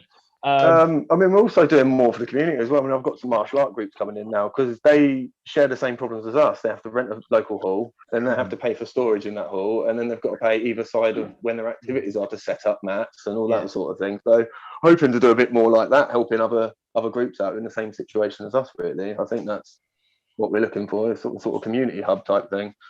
So I do want to move on to, because we are getting closer and closer to 10:45 and coming towards the end of the show. So I do want to start slowly moving into you guys eventually coming over to CPW and how that came about. And obviously then talk about some of the matches you've had in CPW and stuff that's gone in CPW, and then what the future holds for you guys. But what I want to do first of all is, obviously you've had quite a bit of a big career outside of CPW with Apex, but also with obviously other deathmatch companies and stuff like that. So what I want to go through now quickly is, what's been sort of like your favourite match outside of CPW, outside of us, the promotion, sort of in Apex or in the deathmatch world? What's been like your highlight and favourite matches that you've done? For me, it was probably me and Dread had a tag match against the Blighters. We had a couple of them. We had a couple of them at Apex. Yeah. The Blighters is Arthur Starrick, his little faction, and we had one or two with them, and both of them for me were, when you just get in and it just works, and everything just clicks. You come away from that just buzzing. That they're the ones for me that I was like, I'm starting to understand this now. 4 years later, that day it clicks, and you go, that makes sense now. Of course, it's that. That's a bit hard work, isn't it? Really, like that. I don't know. Well, I'd like White Tiger was quite good. The ring wasn't, so I think I fell in a hole at one point. I don't think it was best place, but that was quite a happy match for me. I think White Tiger, that was at NCW. That was quite good. I enjoyed that. I've had the privilege of working White Tiger as well. He's a very, very good worker. Done it longer than I had at the time, and he brings a different experience and stuff. And he comes from that lucha side of wrestling as well, like the high flying stuff. But what was that experience like wrestling him? Because he's got a bit of a name for himself around the UK. I mean, I was shocked when I was wrestling him. I didn't. When it was announced, sort of thing, I was sort of like, wow, what a step, sort of thing, I mean, I know I don't do a lot of it now, but I've shot, I've done a bit of high flying and things like that, so I was sort of interested in that, really, what we can do. I was sort of like gobsmacked, really, at that point, really, to have him, really, I think, it's one thing when you're running a promotion and sort of have matches with people, you sort of think, okay, but when you're sort of given something like that, you're sort of, very appreciative of it, really. To be given that opportunity, really. It was a big learning curve as well. Like, maybe it was a bit too early for me. I think, I don't know. Definitely learned a lot from it. That's for sure. And I think that's the important thing, anyway. I don't know how you found, but the biggest shot for me is nowadays in wrestling, a lot of people throw everything right. But he's very old school, and he still throws lefts. Luckily, I've trained with a few lefties. So I never trained with a left. I never trained with a lefty, and he didn't warn me beforehand. I've got thrown off the ropes, and I can't run towards it. The next thing, man's coming at me with a left arm. I'm like, what's going on? It is a lesson though. It's go straight, isn't it? I think. That's go straight. There, isn't it? Go straight, and they'll do what they do. Yeah. Now I throw lefts now that since I injured my shoulder. I throw left. Oh, yeah, you'd have to, I suppose, yeah. People get a little bit confused now. And like you said, I just say, just run straight. I'll move. I'll do it. You just run out. Run straight is the rule. What about, what other matches jumped to you guys sort of in your career then? To be honest, Jay Carter was a big... I'm sorry, go. No, I was just going to say, had singles with all three of you guys, and I really enjoyed all three of them as well. I mean, ours was outside of CPW. Yeah. Ours was a gimmick and a half match. Yeah, it was, wasn't it? Rock versus Pop, wasn't it? Raven versus Sabu. It was for those who don't know, obviously, it was one of the was it NCW? NCW, yeah. Yeah, it was NCW, and you guys obviously it was a rock biker bar, and you guys are obviously the faces, because obviously it's all about rock music and stuff, and we came up with the idea that we're going to do like a Sabu versus Raven match, and then it turned into Pop versus Rock.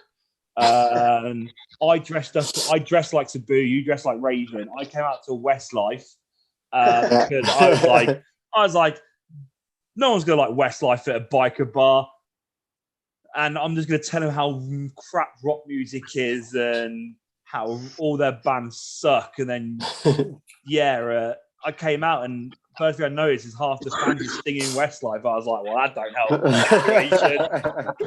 help. Why are you singing Westlife, bro? That was a rock bar as well, isn't it? Brilliant. Yeah, that was a good fun match.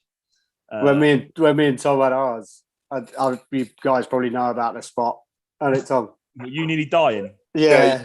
Let's those who don't know, this was another over 18 show where Tom and Dave had a match, and they let them tell the story, but Dave almost dies. He didn't no-sold the hell out of it. He got straight up the top rope. So it was literally the first spot of the match. Tom went to throw me over. The Bandera thing. Bandera up and over, so I go onto the apron. But the entranceway was attached to the corner where I'd whipped Tom. So it was there. So where he was going to go me over, he realised, he's going to smash into that. So I went the other way. I'd already noticed and started turning anyway. So it was like a double push, and I just went head first straight to the apron. I thought you were dead, man. Seriously. I was watching. I thought he's died here. He's hit the apron, and then, like Tom said, just stood up, like just no-sold it and got straight back on. I'm good, guys. The worst bit was, though, there was blood from somewhere, and I was touching my head. I was like, I'm bleeding. I've cut my head. Going through the match, I said to Tom, I was like, are you all right? Are you bleeding? He's like, no, it's you. I was like, okay. Anyway, got to the back. I was like, where am I bleeding? Like, I'm checking my head. Every time I touch my head, I've got blood all over me. Anyway, washed myself down. I had the tiniest little cut on my finger that I got from a bit of glass on the floor. And I'd cut my head. Oh, it was ridiculous. That was a fun match, other than that, though. Yeah, it was wicked fun, man. But the rest of it was good. So am I the only one that's had a match of you singles out of us in CPW? Yeah. Yeah, that was after you hadn't wrestled for a while. And I remember you saying your trunks were really tight, and I was just really weren't going to pop out on me or something. Like the old in-betweeners scene, just hanging out in the corner. So you obviously you've met me and Tom, I take it, and that's where you obviously found out about CPW through us. Yeah, I mean, I remember it was like a hotel room at a pub, just in there getting changed, and Tom was trying to, trying to hit us up, really, weren't you, mate? Tell us all about CPW and how you'll take us with you. And then eventually you come over to CPW, and your first match. I was in Leicester. That was. Yeah, it was a six-man tag, wasn't it? Yeah, it was us and the Iron Serb. Yeah. Versus Team Man and someone's shoulder. Yeah. Yeah, that was in August 2019. Frankie Summers and Team Madness versus you and Iron Serb. Yeah, that's right. Yeah. So what was your first experience coming into CPW, the locker room, how the promotion was, and then obviously going out and doing the match? Well, I think we first spoke to Phil when we got there, didn't we? It was like, so friendly, nice guy, you know what I mean? Brilliant, made us feel really welcome, asking us a lot of questions, like how we are, what we do, and stuff like that. It was really nice, really friendly. And then you go into the locker room, and it's the same there as well, same reception. Everyone's talking to each other in there. There's really positive atmosphere. it was amazing, really, to be honest with you, because coming in there, you're like, what's everyone like? We only knew, like you say, only you, Nathan, and Tom. We didn't know what anyone else would be like. You don't know what it's like, do you, before you go somewhere? It was welcoming, I think, don't you, Dave? Yeah, 100%. Like, everything you said, mate, is exactly that. Like, everyone was really friendly, like being like, just really welcoming. You just felt settled straight away when you got there. Yeah. It's like, sweet. Felt like home straight away. Yeah. It? Like, I'm happy as Larry. Like, I was fine. Like, it was just really nice. I was really happy with that setup as well, because I mean, the accident in the match aside, Mr. Richards, he's always about giving opportunities. So like when I, gave your name and said that these guys are really good, bring them in, he's like, cool, give them an opportunity. And he said he just heard, they're from the deathmatch thing, so he thought you were just deathmatch geezers. When he went in a really good match, he was like, I thought they were just deathmatch guys, but they're really good, thank you. And I was like, yes. It's all right. Frankie Summers was worried because he heard we were deathmatch wrestlers. Yeah, that. You have to remember that. You have to remember, guys, like, if you'd gone out there and put on an absolute shit match, it wouldn't have been your fault. Tom would have got the blame for bringing him over. It'd be like, Tom, where's done that now just to get one over on him? It would be like, Mr. Richard would be like, Tom, where the hell do you find these two idiots? I wish I know that was it. Obviously, Lee, you got injured in that, didn't you? Hey, I tagged in, mate. What are you on about? We didn't even know. We didn't know. The first time we knew he was out of the match. Yeah, you tell it, Dave. You were actually better at telling that. That was the most mad thing, because we're going through the match. I didn't even see that Lee was hurt. Just going through the match. Anyway, we got to the last spot. It was going to be Lee's big dive.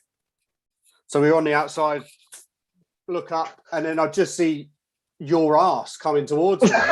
I was like, what is going on here? Like, caught you on the dive. I was like, what's happened, mate?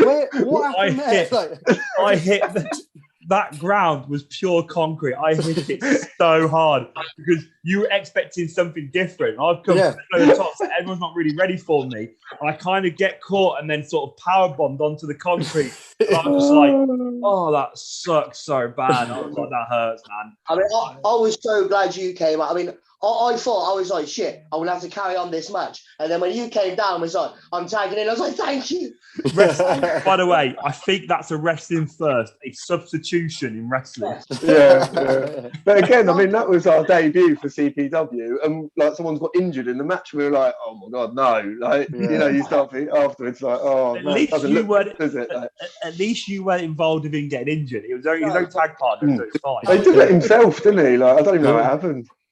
On the shoulders or whatever, wasn't it? And he just fell off. I was on Aaron's shoulders, and I was sat on his shoulders, whereas usually I stand on his shoulders, but I was sat on them. And then he had to take a front bump, and I was more interested in protecting my nutsack than anything else.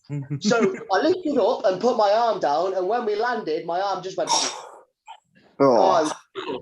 Actually, and then went backstage, and Tom tried. He was like, He rolled up a book and he put it in my mouth and he tried to put my arm back in. And I was like,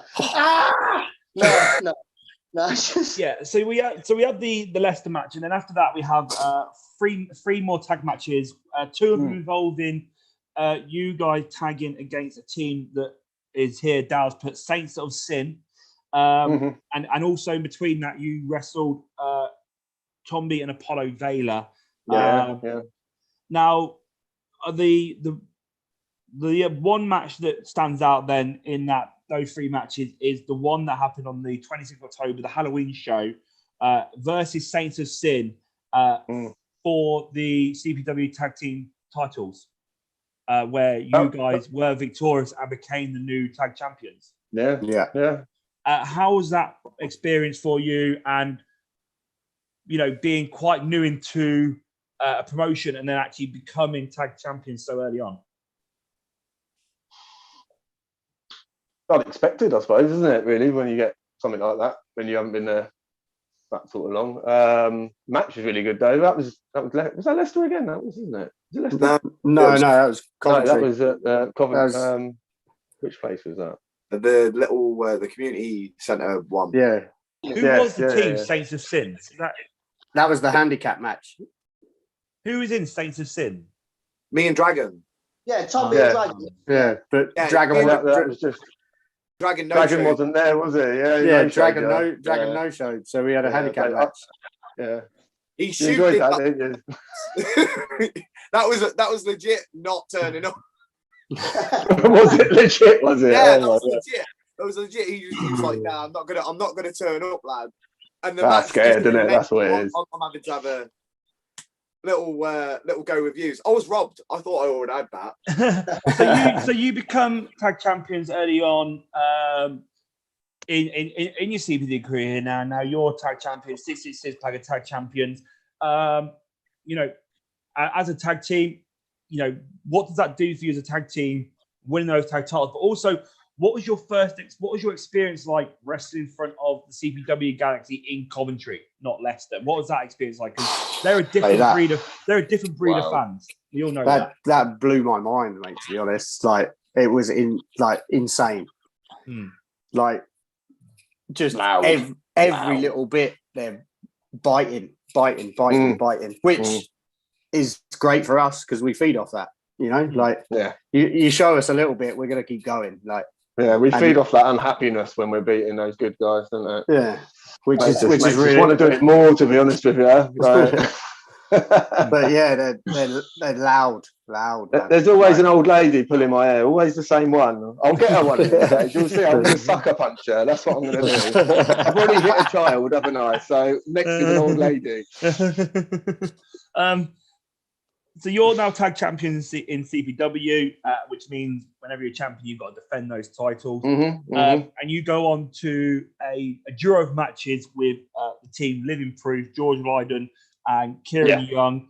Your first match is Xmas Tidings, and then your second match is at Xmas Bash for the tag titles, where unfortunately you two come up short and lose the tag titles to Living Proof at the Xmas Bash.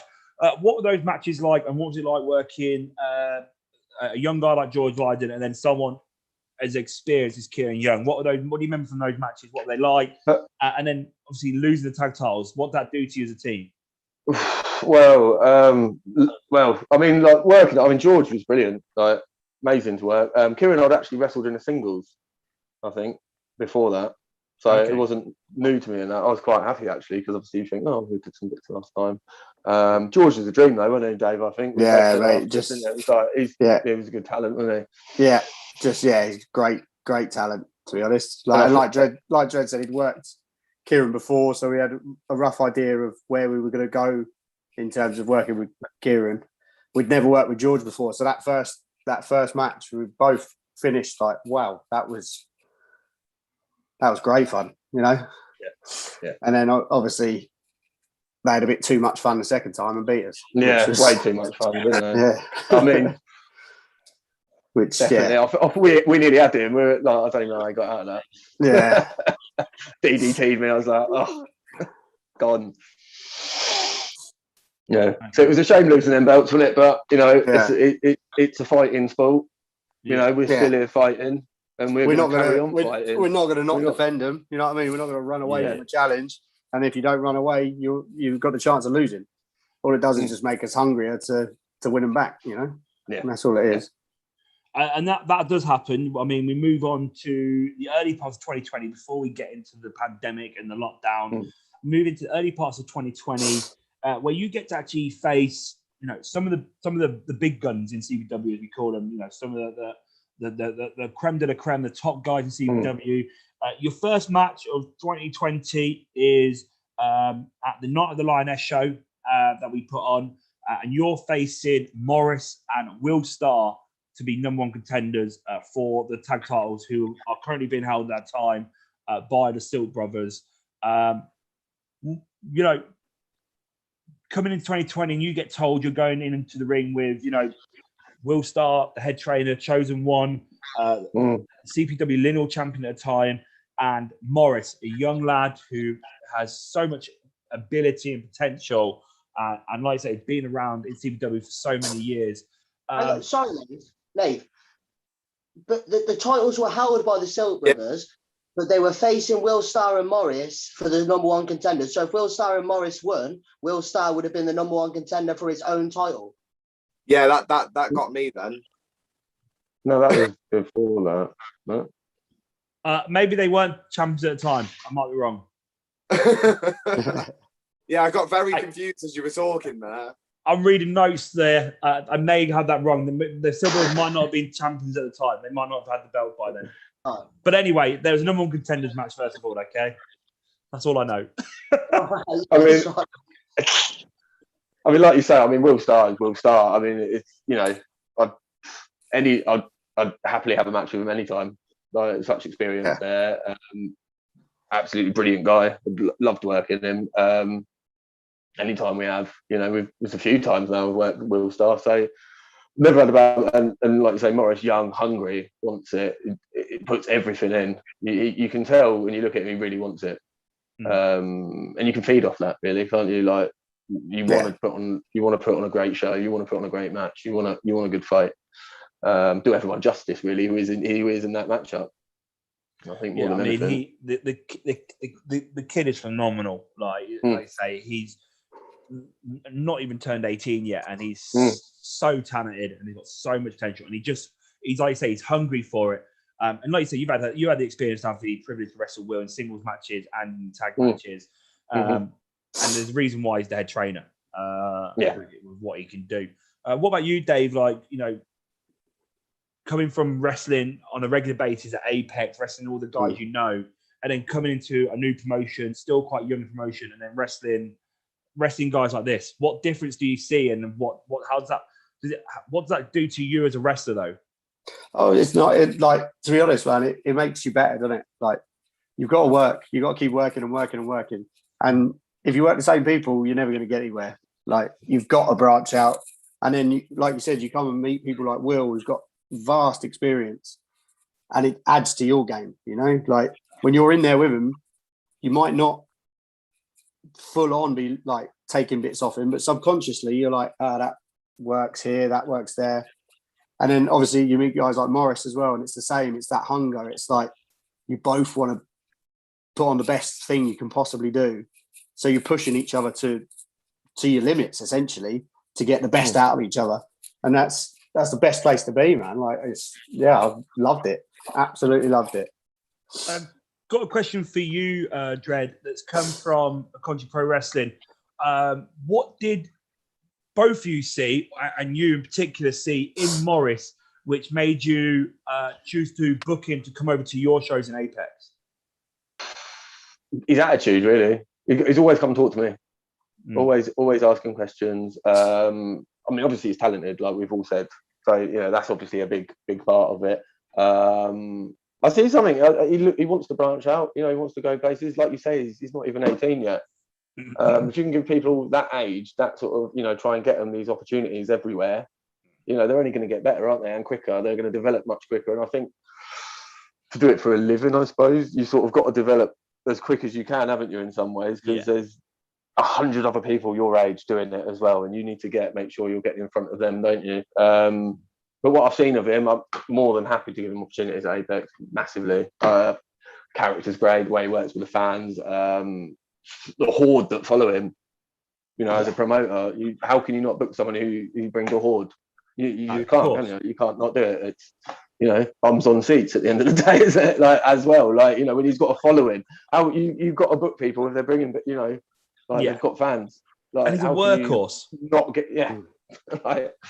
He's amazing, everything he's done, and he's done so well as well in this pandemic. I mean, how many matches has he got under his belt at his age? It must be ridiculous now, mate. Week in, week out. He's one of the hardest working guys in CPW. I mean, I was talking to him the other week, and I just said, I was like, you training like Thursday? And I was like, of course you're training Thursday. He was like, mate, I'd be here every fucking night if I could, and he would. He wouldn't leave. They'd have to throw him out of there. Oh no! If he could put a bed in the training centre, he'd put a bed in there and he'd live there. That's a fact. Yeah. I've said this before, but I think I said this as well. Like, if obviously we had the pandemic that happened and it stopped wrestling all around the country, bar us, I guess. And you know, he was just starting to get people having eyes on him. People had eyes on him, and I've already said this, when everything starts back up again and more promotions are opening up, or we start seeing promotions coming back, I wouldn't be surprised if you start seeing him at some more promotions outside of CPW and see him wrestling around the country even more, because, like I say, he brings like a following. He's someone that will go out there and do what you ask him to do and just works hard, and you'll get what you want from him. You know, heel, face, whatever. He'll go out there and he will perform. And that's what you want. The card I think well. I think the same goes for all of your trainees. Like you say, you haven't stopped during this pandemic. It's been going on. So when everything starts up again, like I am Davies, Apex, like the people we down here down south are just starting up. You guys are miles ahead already. You're conditioned, and that's the thing. You bring them in a lot to more shows, matches under your belt, and then you bring them into shows. They don't have the ring rust, so they can help. They can help carry the guys that are coming in having the ring rust and say, "Look, we're bringing these guys in. They haven't got the ring rust. They're going to help you through these matches." That's my biggest concern with Apex. I mean, we've got like other promotions runners that started. I mean, we've got one, I think, in June. They don't have a training school. I don't even know if people on there have been going to a training school. Do you know what I mean? While it's been going on, there's not many places open. So to just go out and, it's a big risk to take, isn't it, promoting a show, isn't it? I suppose with people coming in without training. Ring rust is people don't understand this. Ring rust is a real thing. Some wrestlers don't think it's a myth. It's a real thing. Ring rust, like you guys said it when you came back. While you're like, massive. What's going on here? I didn't know this happens. I didn't know I feel like this. Mental thing as well. It's the whole mental, like, because you haven't been doing it. Your brain hasn't been ticking like that. So to get in a ring and go, wow, it's in there, a lot of it, isn't it? And it's getting that out and making it natural. So and when you haven't done it in a while, that's gone. Exactly. Completely agree with you. So you've just wrestled. We've had the match with Morris and Will Star, and then you go on to the two matches when at the time they are the tag team champions, the Silk Brothers, Russell Harwood and Will Star. Your first match against them is at the show There's No Stopping Us. And then we go on to the elimination show of 2020,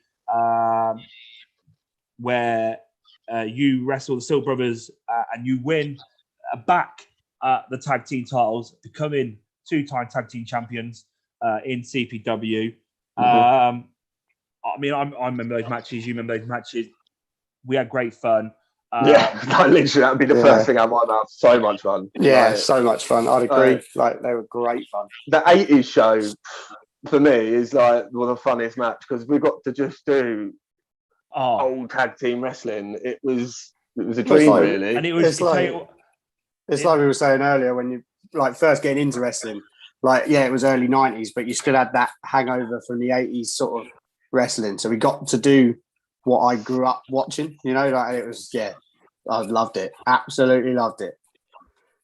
Yeah, and I think I'd always say that the best benefit we had is having Will, who is a pure 80s wrestling fan. Love every 80s. Like, if you're going to be doing an 80s show and 80s matches, the one person that you want involved in your match specifically is the man who lives, breathes, and loves that 80s and older eras of wrestling. Like, he was just coming out with this, that, and the other. You were like, okay, yep, cool. And boys had like, you wore the wigs, with the permed hair, and the leather trousers on. What music did you come out to again? What was it? Shout of the Devil. And then as soon as it was said, wasn't it? 80s, we both just looked at each other and went, "This, wow!" Like, we got to roll with this. I was straight on eBay trying to get wigs. Whilst we're talking about old school wrestling here, Contemporary Wrestling says, "What old school tag team would you compare yourselves to?" That's a tough one. Yeah, bloody hell. Or I would take influence from, should we say then? See, like, for me, when I'm thinking about our stuff, I'll take influence from like Tully and Arn, Steiner Brothers, Legion of Doom, but we're not like that. Do you know what I mean? That's where I go. That's my go-to to find inspiration. Yeah. But then I try and adapt it to the way we work, if that makes sense. I think we're a bit nastier, aren't we? Let's be fair. Yeah, like nasty boy. Why not? Yeah, sit the in nasty, yeah. To be Nasty fair, like boys. the nasty boys. Yeah. A little bit nasty boys. Yeah. Uh, Like, so we just want to pound people. We want to fight. Mm. You know, that's us. We're just aggressive. so Not obviously, the complete posse, you know. we're in 2020, and you guys are tag team champions. But fortunately, there's a pandemic, a lockdown, and you know, restrictions are put in place, and you unfortunately aren't stop. Do you stop being the tag team champions? Did that happen? No, it's Leighton. Leighton and Thingy took it off. Oh no, Leighton. George. Yeah, that's it. Sorry, George and Leighton did, didn't they? It's not on my. It's not on my list. You've got it the wrong way on your list, haven't you? That's Yeah. what it is. I don't no. When we all- just made the list. Dow's fault. When we- So when we okay, beat the Silk Brothers, that was it was a non-title match to be number one contenders again. Yeah, and that's what we lost with the And pandemic.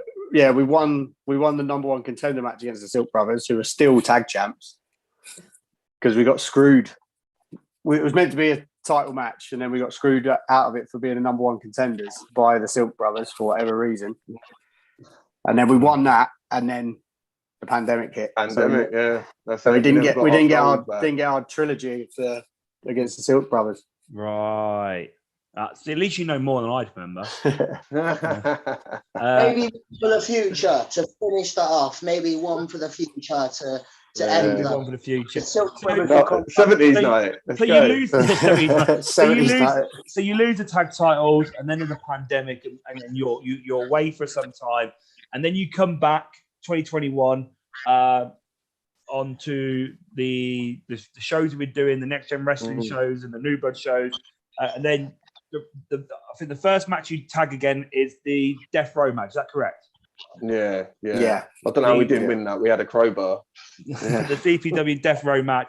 The first ever CPW Tag Team Death Row match. What experience was that for you, going into that kind of match that doesn't happen at many places? I was hungry for that. I like that.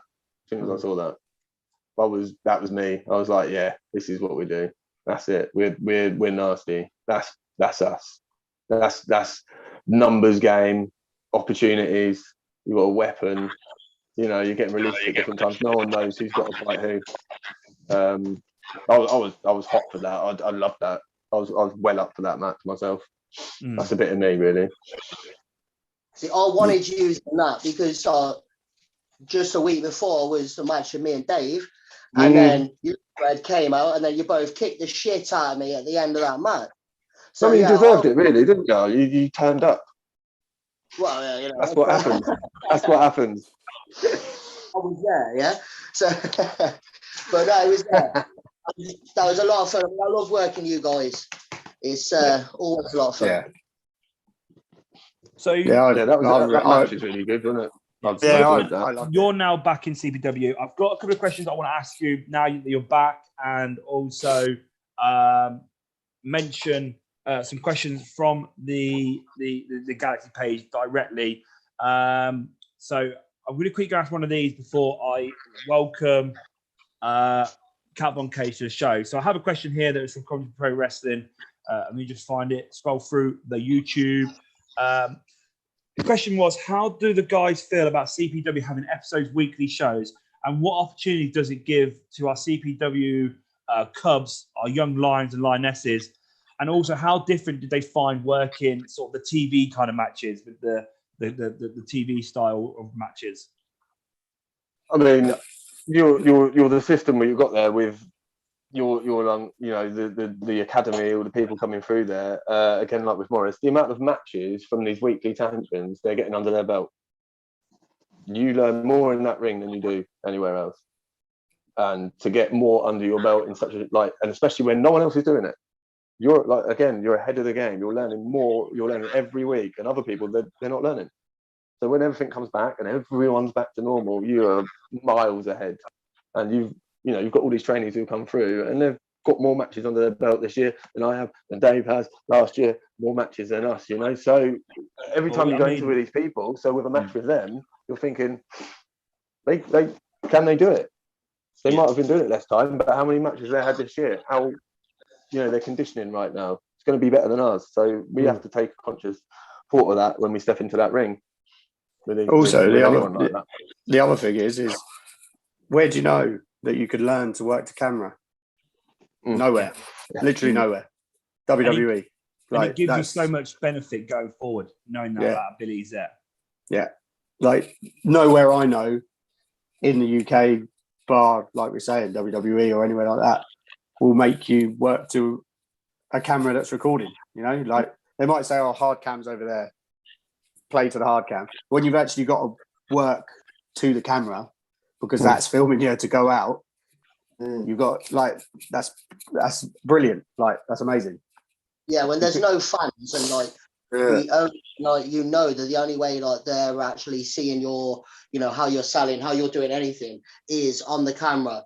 It's such a different mindset in it. Yeah, definitely.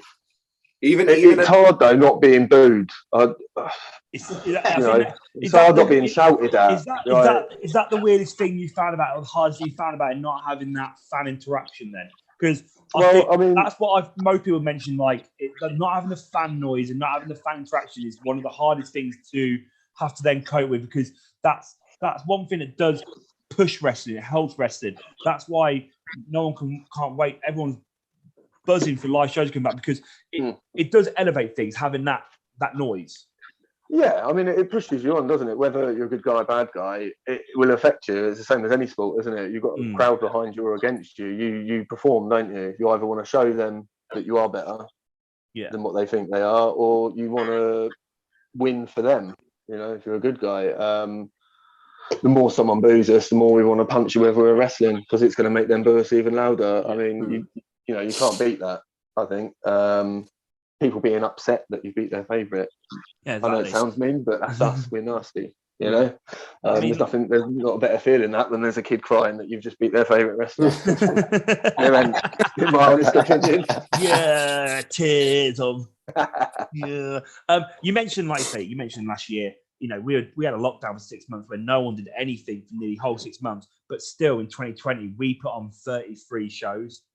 Yeah, and gave them 33 shows. Like it's ridiculous when you think about it. I do want to quickly have a little bit more of a chat with you guys before we finish tonight. We've got a couple more things to ask you guys. But right now, I'm just going to welcome in, as always, the lovely Kat Von Cage, who will be singing at the end of the show. So, ladies and gentlemen, welcome Kat Von Cage. Oh, yeah. Hello. Hi. How are you this weekend?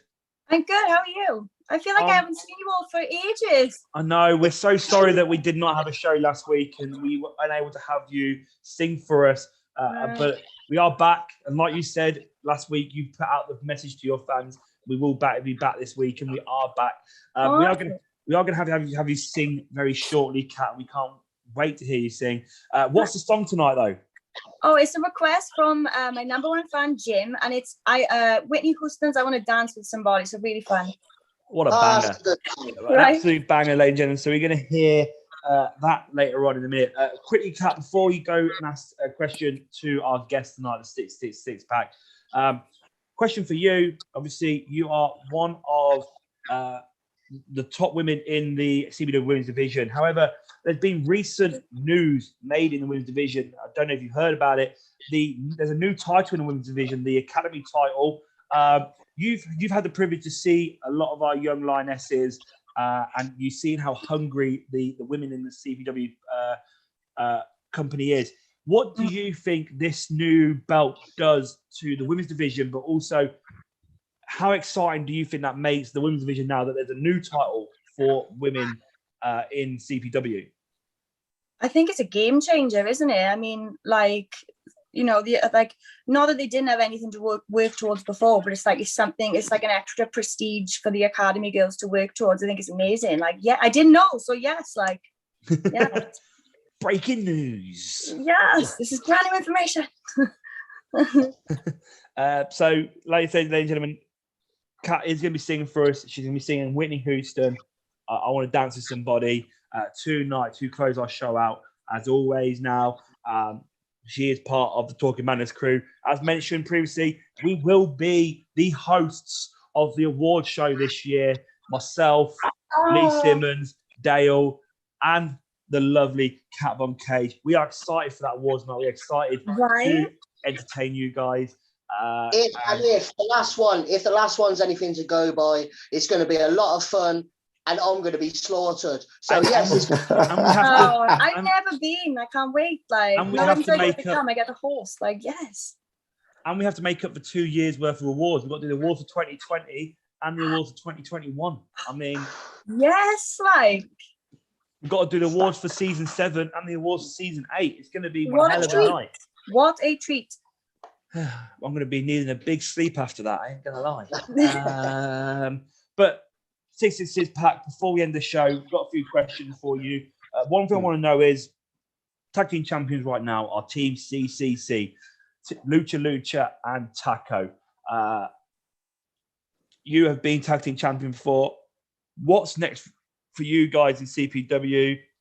Now that we are going forward, we've got the live shows coming back soon. We've got the pay-per-view on Friday, but we're also going to continue with the weekly shows, Next Gen and New Blood.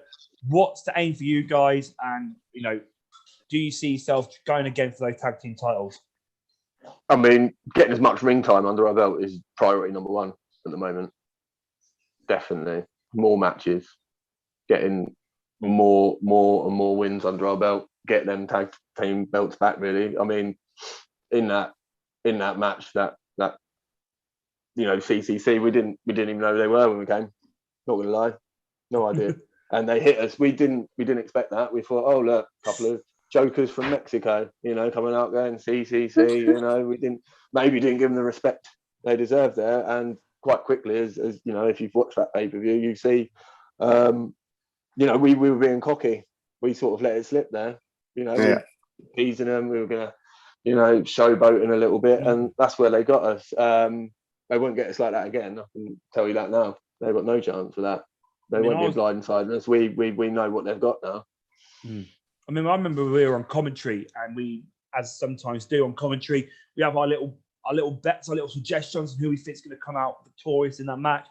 And no one had Team CC. You know, we know, no, we didn't believe in them. It's just, you know, looking at the teams in there, you know, you had what we believe teams that are more likely to have won that match. But, you know, they've been a team for longer and stuff like that.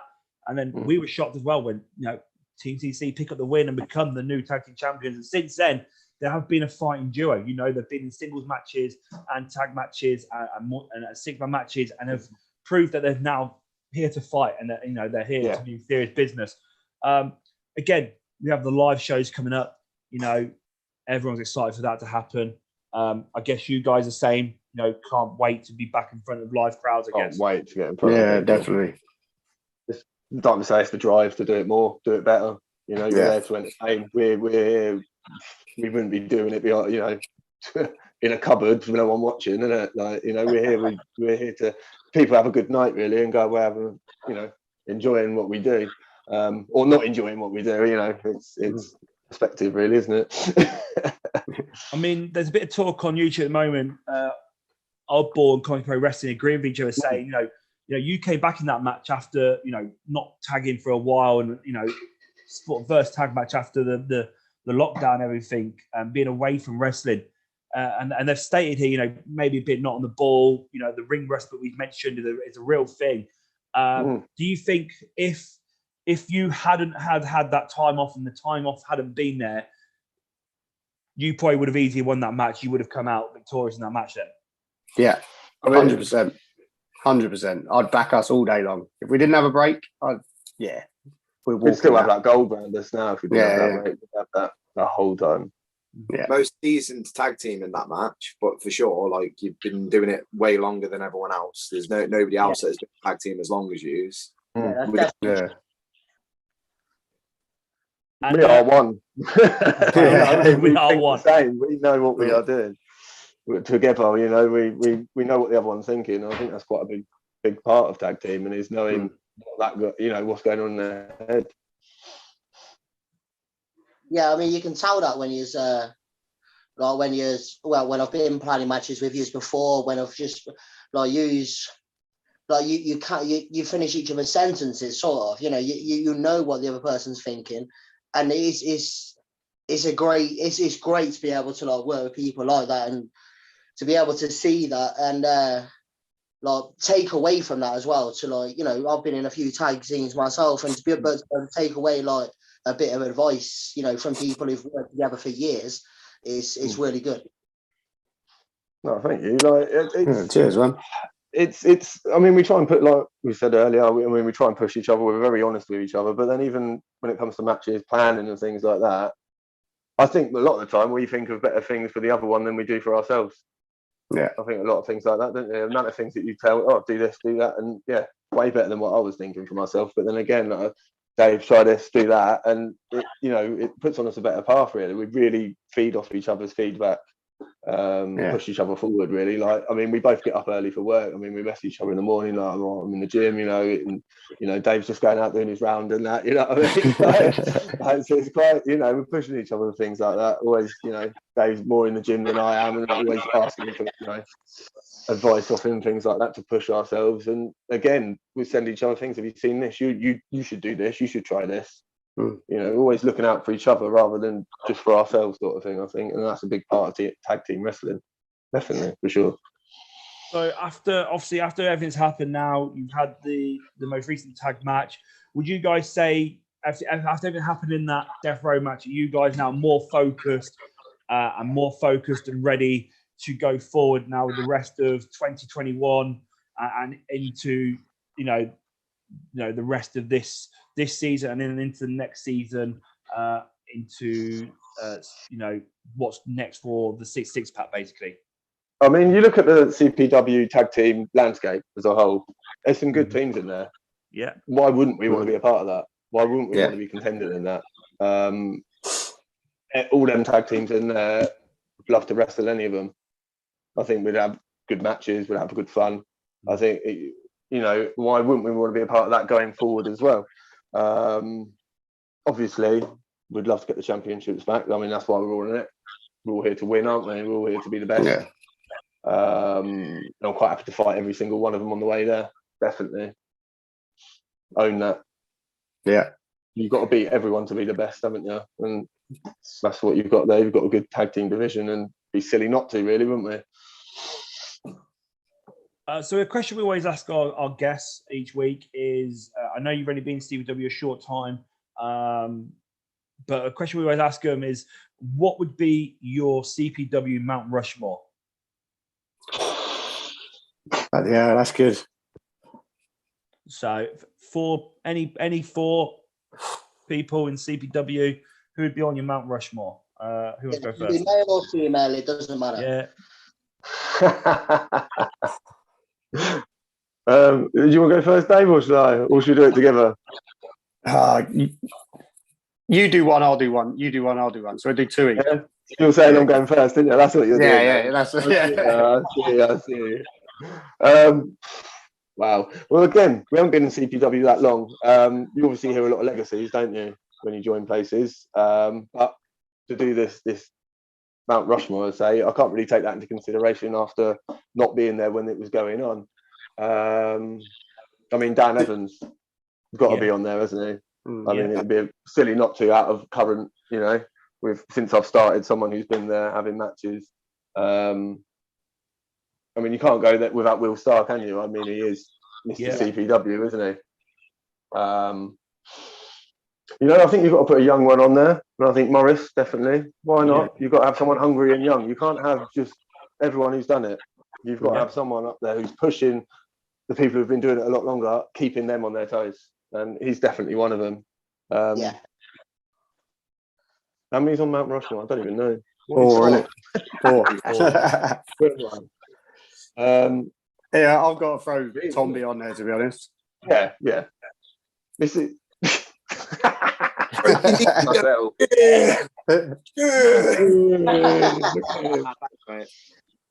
No, I mean, their names that are thrown about on most people's, they've always been popped up there, here, there, and everywhere. So again, there's a reason why these names get mentioned for what they've done in CPW and what the sort of the impact they have on people when you meet them and everything like that. So, no, we can't argue anymore that we can't disagree with that one. You know, again, great names there. They've all made a name for themselves in CPW, and they're all going to continue probably to make names in CPW going forward. Before Kat sings, I want to speak to you, Kat. Conference Pro Wrestling have made an announcement on YouTube here. Wes asked a question, when is Kat going to get another title shot?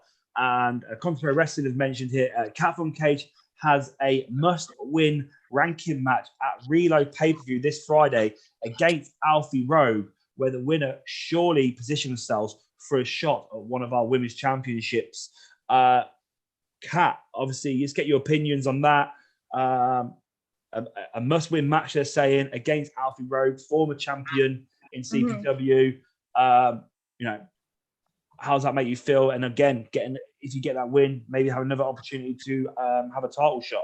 Yeah, I think it's about damn time, don't you think? Like, I've literally plowed through like all of the women in CPW. I've gone through them all. Like, and do you know what? I've been doing my homework today on Alfie Rowe because, like, I know her. Like, I've been on shows with her in the past, but I don't think we've ever wrestled unless it was like a multi-woman. So I'm mega excited. Like, she's like mega aggressive, and of course a former champion. So yeah, I mean, I'm excited. It's gonna be a good match.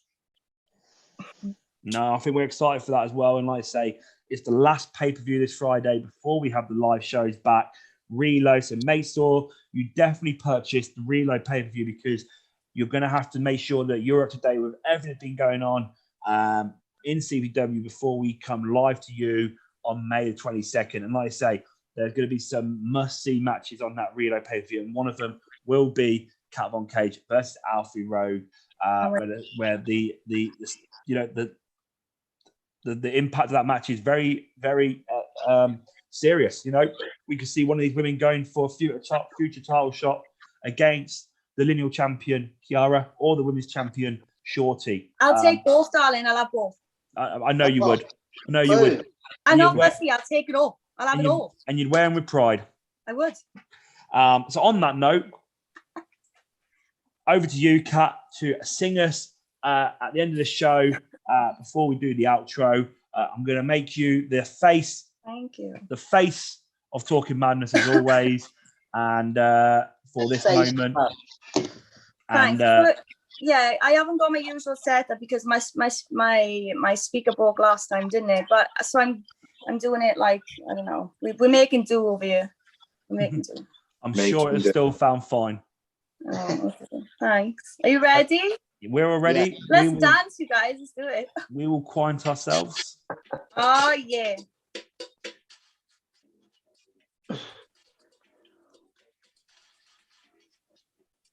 Yeah. Oh, yeah, yeah. Yeah, yeah. Oh, yeah. Oh, yeah. I want to dance. Clock strikes upon the hour, and the sun begins to fade. Still enough time to figure out how to chase my blues away. I've done it right up till now. It's the light of day that shows me how. And when the night falls, the loneliness grows. Oh, I wanna dance with somebody, yes, Nick. I wanna feel the heat with somebody. Yeah, I wanna dance with somebody. With somebody who loves me. Oh, dance with somebody. I wanna feel the heat with somebody. Yeah, I wanna dance with somebody. With somebody who loves me. I've been in love and lost my senses, spinning through the town. Sooner or later the feeling ends, and I wind up feeling down.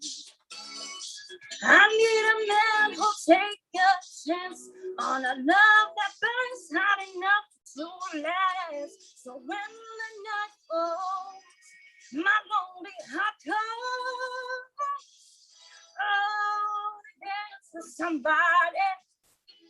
I wanna feel the heat with somebody. Yeah, I wanna dance with somebody. With somebody who loves me. Oh my God, there's a fight in the background. I wanna feel the heat. Yeah, I wanna dance with somebody. Oh my God. With somebody who loves me. Ooh, guys, you might go on this. Somebody who loves me. Yes.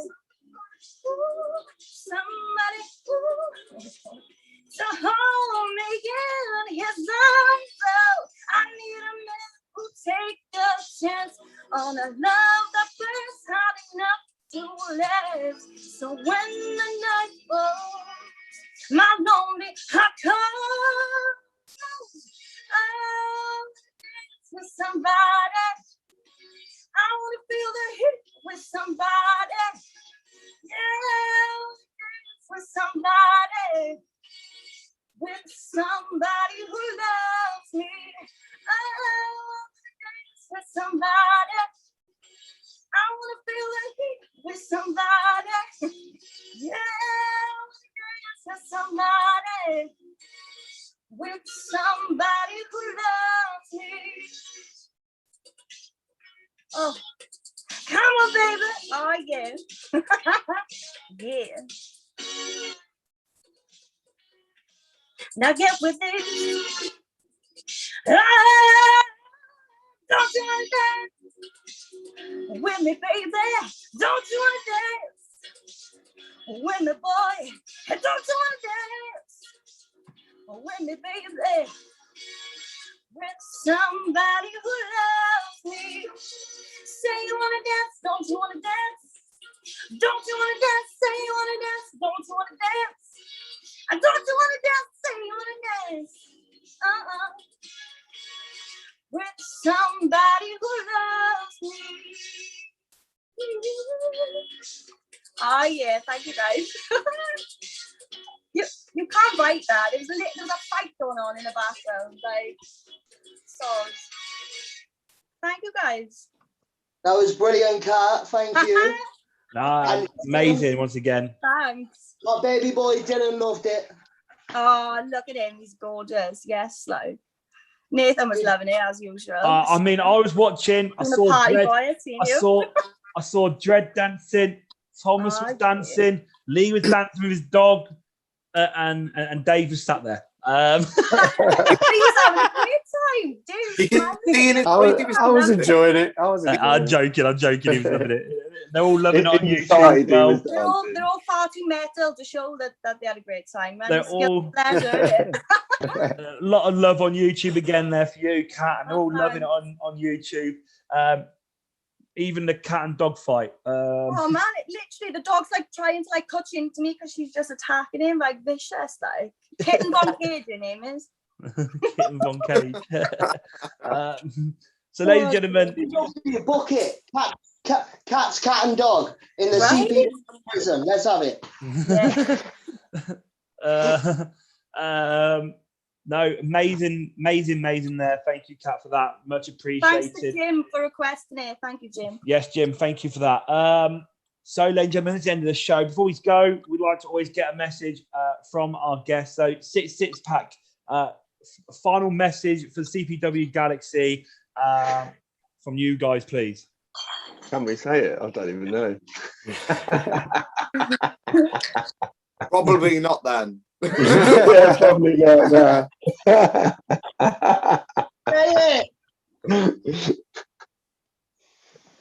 No, what's the final message for the CPW Galaxy, guys? Not to the Galaxy. This is to the locker room. Be on the watch out. We're back. We're coming. Yeah. Okay. I believe them. There we have it, guys. There's the locker room itself. Watch out.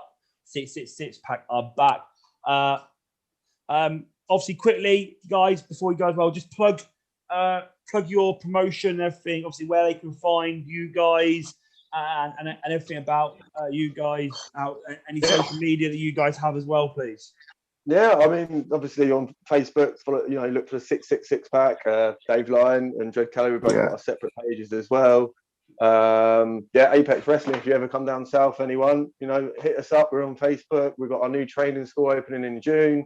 Everyone's welcome. Just shoot us a message. No hassle there. Just if you're interested in getting stuff, or someone down south can't get up to Coventry, talk to us. Just shoot me a message, and we'll see what we can do, innit? And everyone's welcome. Obviously, we've got an open day on the 5th and 6th, so pop down. We're there. You want the address? It's on our page. If not, shoot me a message. Any questions or anything? You're all welcome. Obviously, everyone's welcome. Come and have some fun. Come have a chat.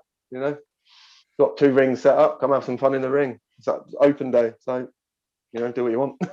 Sorry, what day was it? What's that? Sorry, 6th of June. Yeah. 6th of June. Yeah, come down on the 6th. I think you've got a show on the 5th, haven't you? So yeah, we have a CBW. We have a show on the 5th of June. Yeah, so 6th. Yeah, pop down, all of you. So, ladies and gentlemen, Milton Keynes, ladies and gentlemen, it has been a pleasure. It has been a pleasure tonight, ladies and gentlemen, to have the 666 pack on with us. It's been a pleasure to talk to you guys and learn about you. We'd also like to say thank you to the lovely Kat Von Cage singing for us tonight and joining us tonight live again here on Sunday evening. And thank you to the lovely Thomas Woodward. Yeah, I was waiting for that. Joining us tonight, much appreciated. Jumping in last minute here. Hungover Al as well. Hungover Al. Oh. So we're just going to quickly pop to the YouTube. Those joining us tonight, Kiara sending love to Kat with a great song there. Dale telling Wes to buy the pay-per-view. Richard Fallen, Angel Furnace sending love to you, Tom. Wes, oh my God, Kat versus Alfie. Yeah.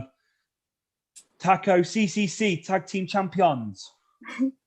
Will CCC. Oddballs mentioned here. Winter Dynasty, 2 million egos, Team Madness, 2 crazy, CCC, 2 drunk. Definitely established themselves as a proper tag team in CPW. We've got also on here Richard Wardwood, amazing as always. Nathan, this is what happens when you have a cat and dog. Glad I only have a dog. Dow sending love. Comedy Pro Wrestling sending love. Jim, I love you, babe. Dow, fantastic stuff. Dave living the gimmick from Comedy Pro Wrestling. Richard's asked, are you having a match after this or not? Because on first, yes, we are having a match. Richard, I'll be giving that information quite shortly. Richard's put, I might pop in when visiting Wise family in Milton Keynes. So they're down there as well. Lot of love from Morris saying thank you for the kind words. Really means a lot to hear that. And thank you to everyone else for those kind words and Comedy Pro Wrestling as well. We've got here from Dow Rollison. He's a fighting machine. He learns from every match. He improves. All that's about Morris. Everyone talking about Morris being a true machine. We'll get far. Morris will get far. He's awesome. Trains hard. Shows all you've got in the ring every time. We love him. People talking about him, definitely seeing him in WWE in the future as well. So there's a lot of love there for Morris tonight, and it's very well deserved. Everyone, thank you for joining us on YouTube. It's much appreciated. Emma Shaw's joined us as well tonight. Thank you, Emma. We appreciate you interacting with us every Sunday. Without you guys, we wouldn't have this show. Remember to subscribe on YouTube, follow us on demand, Facebook, Instagram, and share this out there. Let everyone know what we're doing and that we're the only ones doing it. We're making waves, and there is nothing like us right now in the world of wrestling. CPW are the #1 right now in the UK for wrestling. As mentioned, this Wednesday will be New Blood Wrestling episode 15 available on demand. And then leading up to Friday this week, Friday the 14th of May, the Reload pay-per-view. Remember to purchase that pay-per-view. You do not want to miss it. The last pay-per-view before we start the live shows on May the 22nd.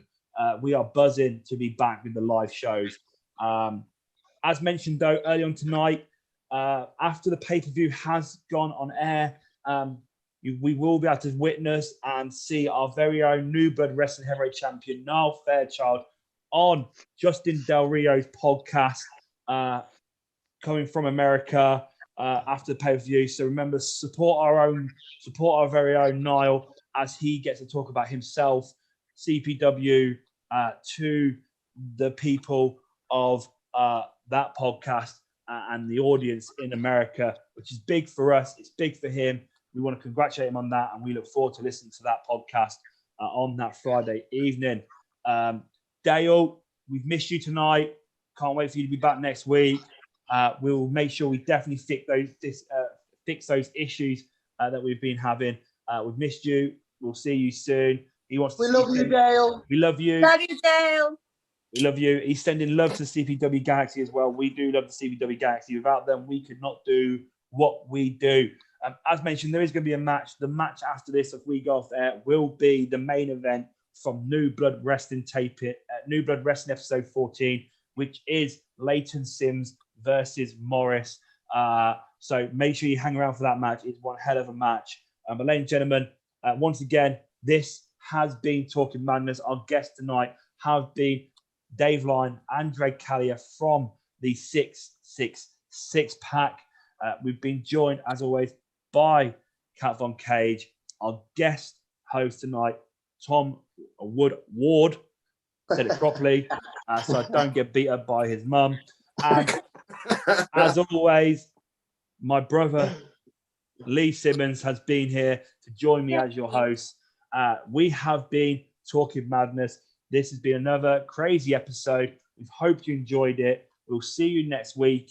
And remember, New Blood Wrestling episode 15 this Wednesday. Reload pay-per-view this Friday. Enjoy the free match. Have a lovely week, and we'll see you very soon. Peace. Love you guys. Bye-bye.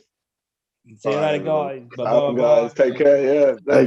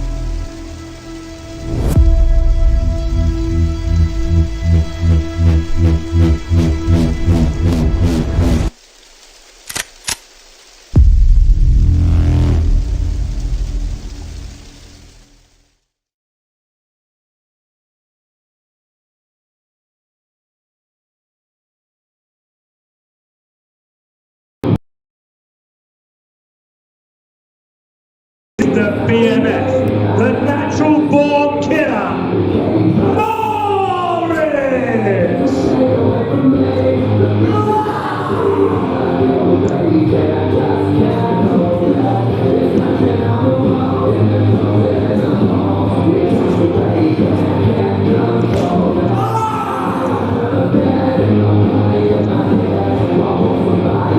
There he is, the former number one contender for the New Blood Heavyweight Championship. Let's see who's going to answer his open challenge. No. He's pacing up and down, awaiting his challenger. Anyone. It could be the icon.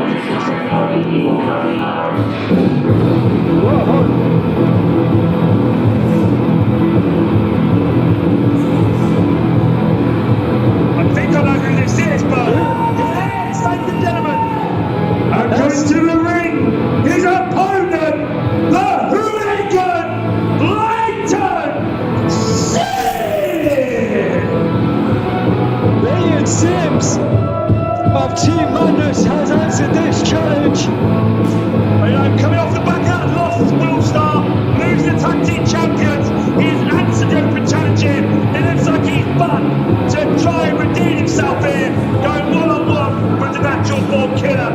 Sims. And Leighton Sims has been here for a few years. He can be classed as one of maybe icon guys. He's been here for a while, and he's had some gold in CPW, so he's no pushover here in Absolutely. CPW. A mainstay of CPW. No Eli Connors with him tonight.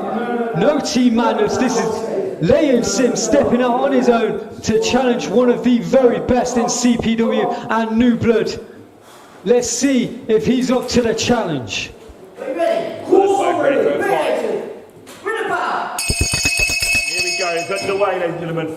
Because like I said earlier, Morris lost that New Blood Heavyweight Championship match, but Leighton Sims is a former two-time New Blood champion in his own right. Beautiful crossbody and a one there. Standing crossbody only gets the one count. Tomo almost into a lot of topical and a big senton from Leighton Sims. He's coming out with a bit of pace here, and he's gone for a pin here. Yeah, he's wrestling him to the ground there. Only gets a one again. He has to try and stay on top of him. Front face lock. Morris driving into that corner. Big fist. One of the best strikers in CPW is mine. Big strikes there. Going for a running smash.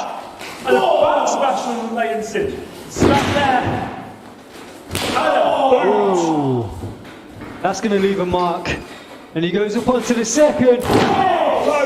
Incredible balance there as he comes off. Springs off the ropes with that clothesline. I'm loving this from Leighton Sims. Straight out of the gates on fire, but it's going to take a lot more to take out someone like Morris here tonight. Especially when it's his open challenge. I know he's caught. Belly to back suplex. That'll stop you in your tracks. Over there, and it sounds like Leighton Sims got winded there from that throw to the ground there, the belly to belly. It wouldn't surprise me one bit, but a very impressive start by Leighton Sims, answering the challenge.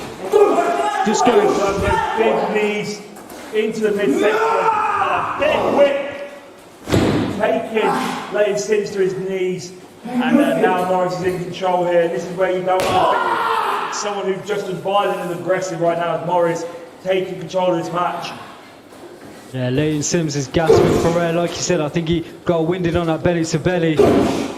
And Morris will not give you any chance to recover. He will stay on you with the high impact moves. Especially if you show that weakness, he will use that to his advantage because he does not care for your health or safety. Anyone can do, I mean, he's just here to cause havoc. And again, a big right hand from the BMF Morris. And he looks like he's picking up here. Pump handle. Pump handle. Pump handle. Oh. Beautiful pump handle stand there from Morris actually right onto the back of Leighton Sims again, taking the air out of him and keeping him grounded. Yeah, the MBK is all about high impact offense. He uses his strength, pound for pound, one of the strongest in CPW.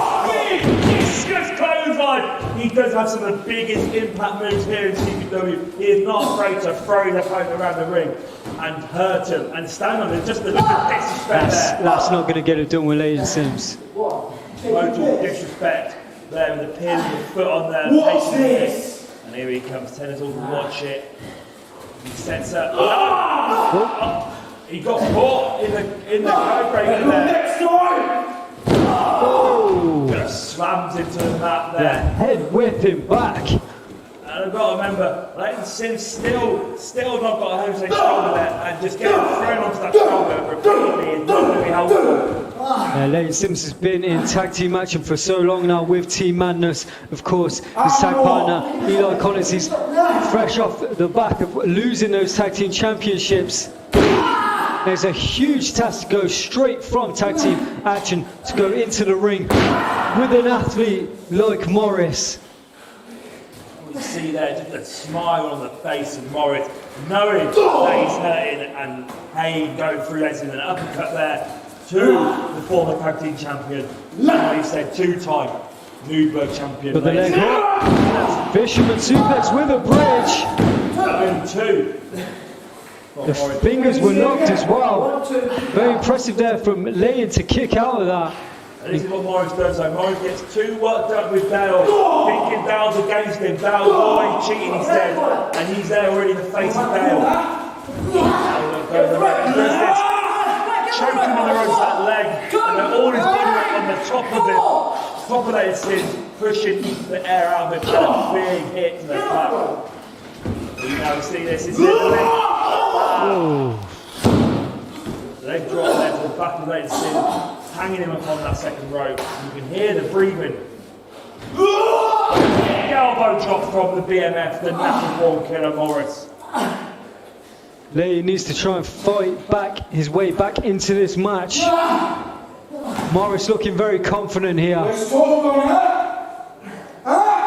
I say, Morris obviously not happy coming off the back of that loss in the TLC match against Michael Fairchild. And again, like you say, Leighton Sims though coming back and losing the tag team champion. They've both got something to prove tonight. Absolutely. Here on Taping. And what a match, what a main event so far, Will, here on New Blood. Well, this is what New Blood is all about. These athletes of CPW trying to make a name for themselves, trying to make a statement. Like you say, both of these men coming off the back of losses with a point to prove. Morris really working the lower back there, right in the kidney shots there, stomps on the kidney. And trust me, ladies and gentlemen, you get kicked in the kidneys, you know about it. Especially from Morris. Big uppercut there from Morris.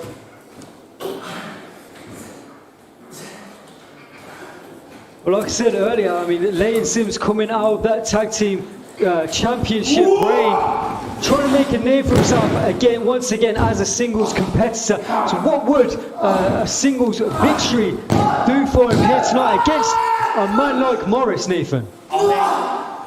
You know, like I say, he's been in tag team for so long, he's a former singles champion. If he can get a win tonight over someone of such a high caliber of Morris, that's going to push him up the ratings here in CPW, and maybe allow him to have an opportunity at some form of title. Because, like we say, Leighton Sims is a former champion, and again, New Blood here and a New Blood champion.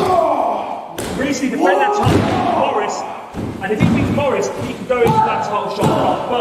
But victory here, either one of these victories from one of these guys is going to help them in that championship chase here in CPW, but especially on New Blood. You want to come out.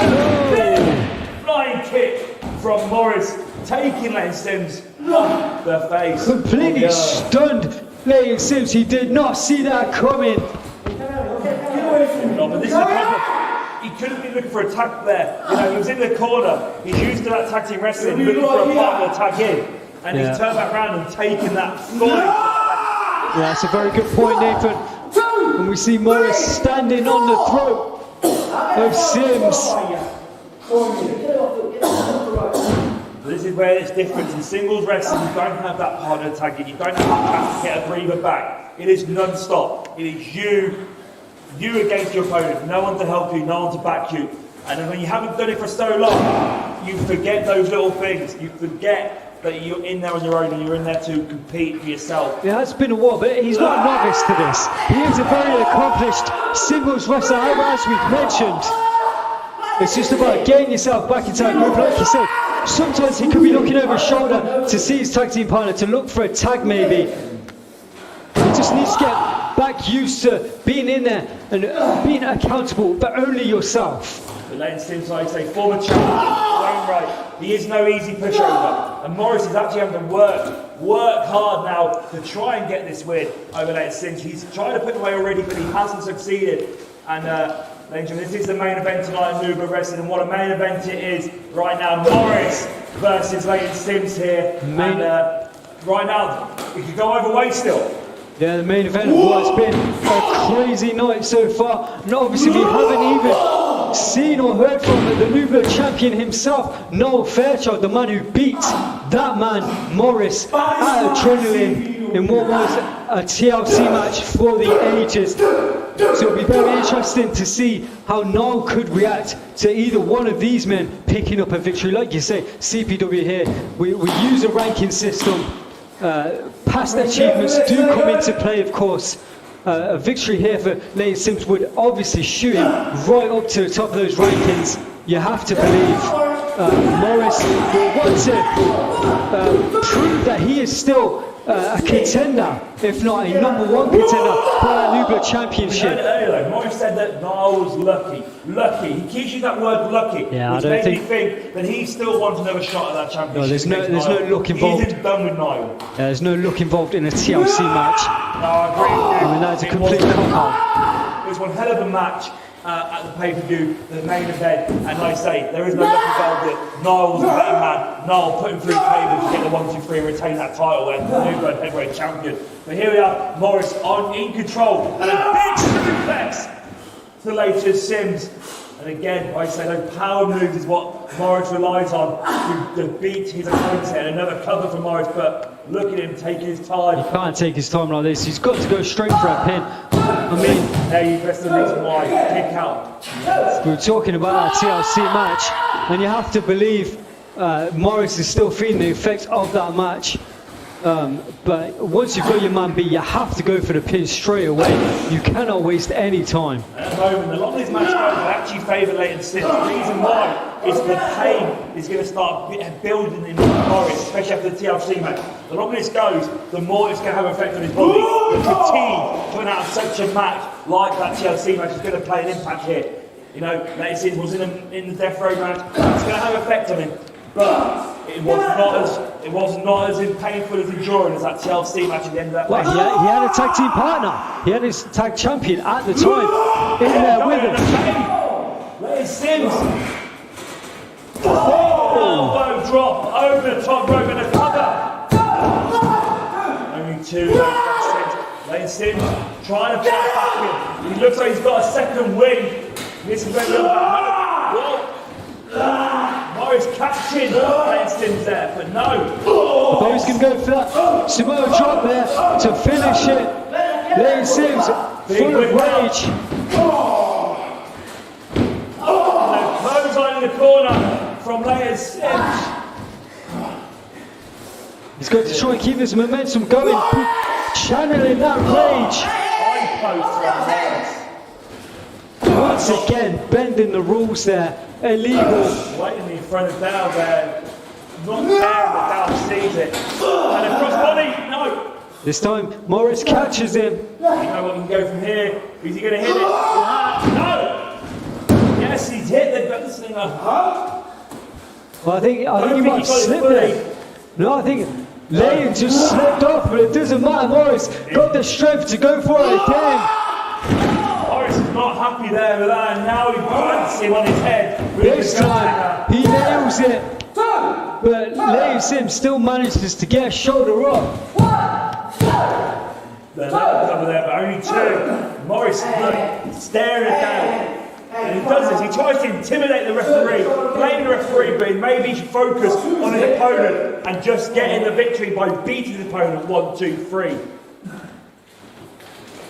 Sims may have got a bit lucky there. He just had a few seconds to recover and recoup. As Morris says it's over, what's he going for here? No, reversal. He's done that, throws him straight in the same corner. Big punches, he always go for a German there. A back suplex, but no. Tornado Bulldog, ladies and gentlemen, sorry. This could be it. Oh, only a 2 count. Managed to hit him with the dastardly Bulldog there. The MBK finding a way out. Finding a way to get a shoulder up. Yes! The double knees from Leighton Sims. And that is it. And we have a winner. What? Ladies and gentlemen, here is your winner, the hooligan, Leighton Sims! What an incredible victory for Leighton Sims there. That was Leighton Sims picking up the shot victory over Morris. And he's hitting the double knees and he got the 1, 2, 3. And wow, ladies and gentlemen, what an end to the show here. Leighton Sims returning his singles action and picking up the win against someone like Morris. But Morris does not look happy. He does not look happy. And what is he doing now? He's touched now. Whoa, hold on a minute. That's not what we stand for here on New Blood Wrestling. is your winner, ladies and gentlemen. But the man in the ring, he is what New Blood is all about. He's come here tonight to make a statement.